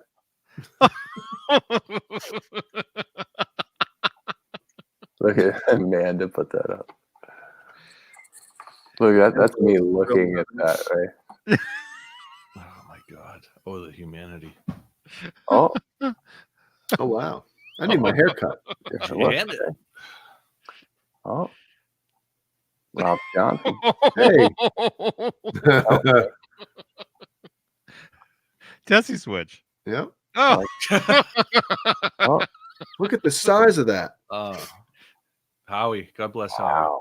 oh, Howie. Oh yeah. Hmm. Look at that. Oh yeah. The haircut with the same shirt. Yeah. Oh, Wow. Yeah, the Wow. haircut. Jeez. wow. Someone's a fan. Well, the lighting was so much better. Yeah, those are all different shows. Right? Oh, there we go. That face, though. Thank you. Friend request. Will you be my friend? That's the cum face right there. Here we are. I will find you. I know where you live. You better watch out. Look at that forehead. That 10 head. Yeah, 10. And then 7 head. Oh my God. Yes. Is that a Jägermeister shirt? Yep. Nice. I can't drink that stuff, man. I turn into Yeah. a completely different person. I haven't had that for years. Johnny. Those are cool. Johnny the Hitman Hart. Wow. Oh, look at that. That's pretty good. Oh, a GIF. Nice.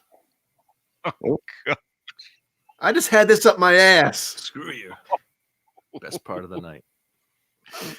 Thumbnail. Wow. Yeah. Thank you, Amanda. She's the one who's been posting those. There she is. What's the this is the face of someone. Too much Which time one? on her. Is she still out there, Amanda? Nah, she went to bed. No, she's gone. Wow. Yeah. So this is the kind of fun you get to see Discord. in the Discord. Yeah. There's All your great kinds- smelling shirt, right? All kinds of stuff. Yeah. Yes. And I love the oh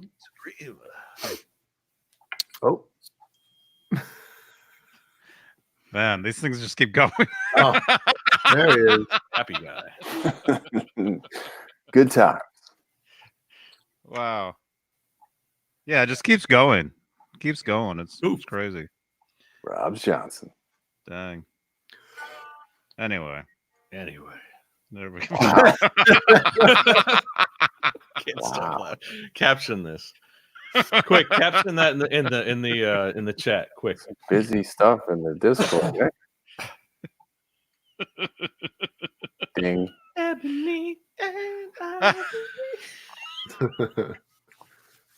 That's so funny, man. Oh. Well, Wow. Oh man. yeah, we good? Yeah. Yes. Hold on. Yeah. And that's right. I'm podcasting all this stuff now. So I got almost 3.5 hours of a podcast I gotta do. Man, because I have to do the audio for this too. I gotta compress it and everything. Do you do the editing, like edit out the quiet parts, or No. no? Just let it go. No. Natural. No, there's no quiet parts. No. I stick a compressor on there and it Mhm. levels everything up No, he's talking about Like the dead blank air, like when we're not. Dead air? Yeah, No. Well, I guess I could, but but that not- takes time. So it's not worth it. It's not worth it. And it's gonna get 4 people listening to it. and 3 of them are Johnny. Yeah. Yeah. But no, I see the stats, it goes over, because it's on iTunes, Stitcher. I resubmitted for iHeartRadio because I don't know why they didn't take the first time, but Yeah, Sean Zimmerman, we should do a commentary over the audio. Or a Yeah. commentary over the video. yeah, that'd be weird. Caleb hung up his Bumblebee. People should do reactions to watching us live, There you go. That'd be cool to watch. Yeah. or maybe not even live, just watching, whatever. It's a good idea. Playback. It's a good idea. We still got Actually, 50. the comments. We should. Do we ever do any of the comments from some of the other videos? Yeah, we forgot about doing that. I'm gonna hit it, boys. Yeah, I think we're good though. We'll Good save night, that for Caleb. next week. Yeah. Yeah, we gotta write John Bill, you gotta write this stuff down. Write it down. I gotta watch that Arc 2 video now. I'm gonna watch that. Rock and roll, everybody. I'll play both at the same time. You know what? Hand me that other guitar on the wall. I'll play both at the same time. Oh my gosh. There's a few from Jay I didn't get. Feel it and use your technique. I want to go with a short skirt. Feel Short it and skirt. use your technique. Yeah. Anyway, Okay. All right, you guys. thank you, all. Everybody. Thank you for watching. And like I said, click, subscribe, leave comments down below. Yeah, leave leave comments down there on playback, and we'll read them next week. And again, this will be a podcast, so you can listen to this on iTunes, Stitcher, and wherever else. I don't know. And I don't know. Caleb, good to see you, man. You too, and good to see everyone. Have a great weekend. Absolutely. Everybody's sleepy. Look. Thank you all. 3:30, man. Shit, yeah. 3:30, Should probably 37. 37 days Oh my gosh. in a row. Yeah. All right. So we'll see you guys Tuesday. Well, you will. Tuesday. Tuesday. Tuesday. Maybe Monday. Maybe I'll do something Monday. Tuesday. Tuesday. Have another music Monday. Monday. Music Man Monday. Oh. It's just another Music Monday. Oh. Wish it were.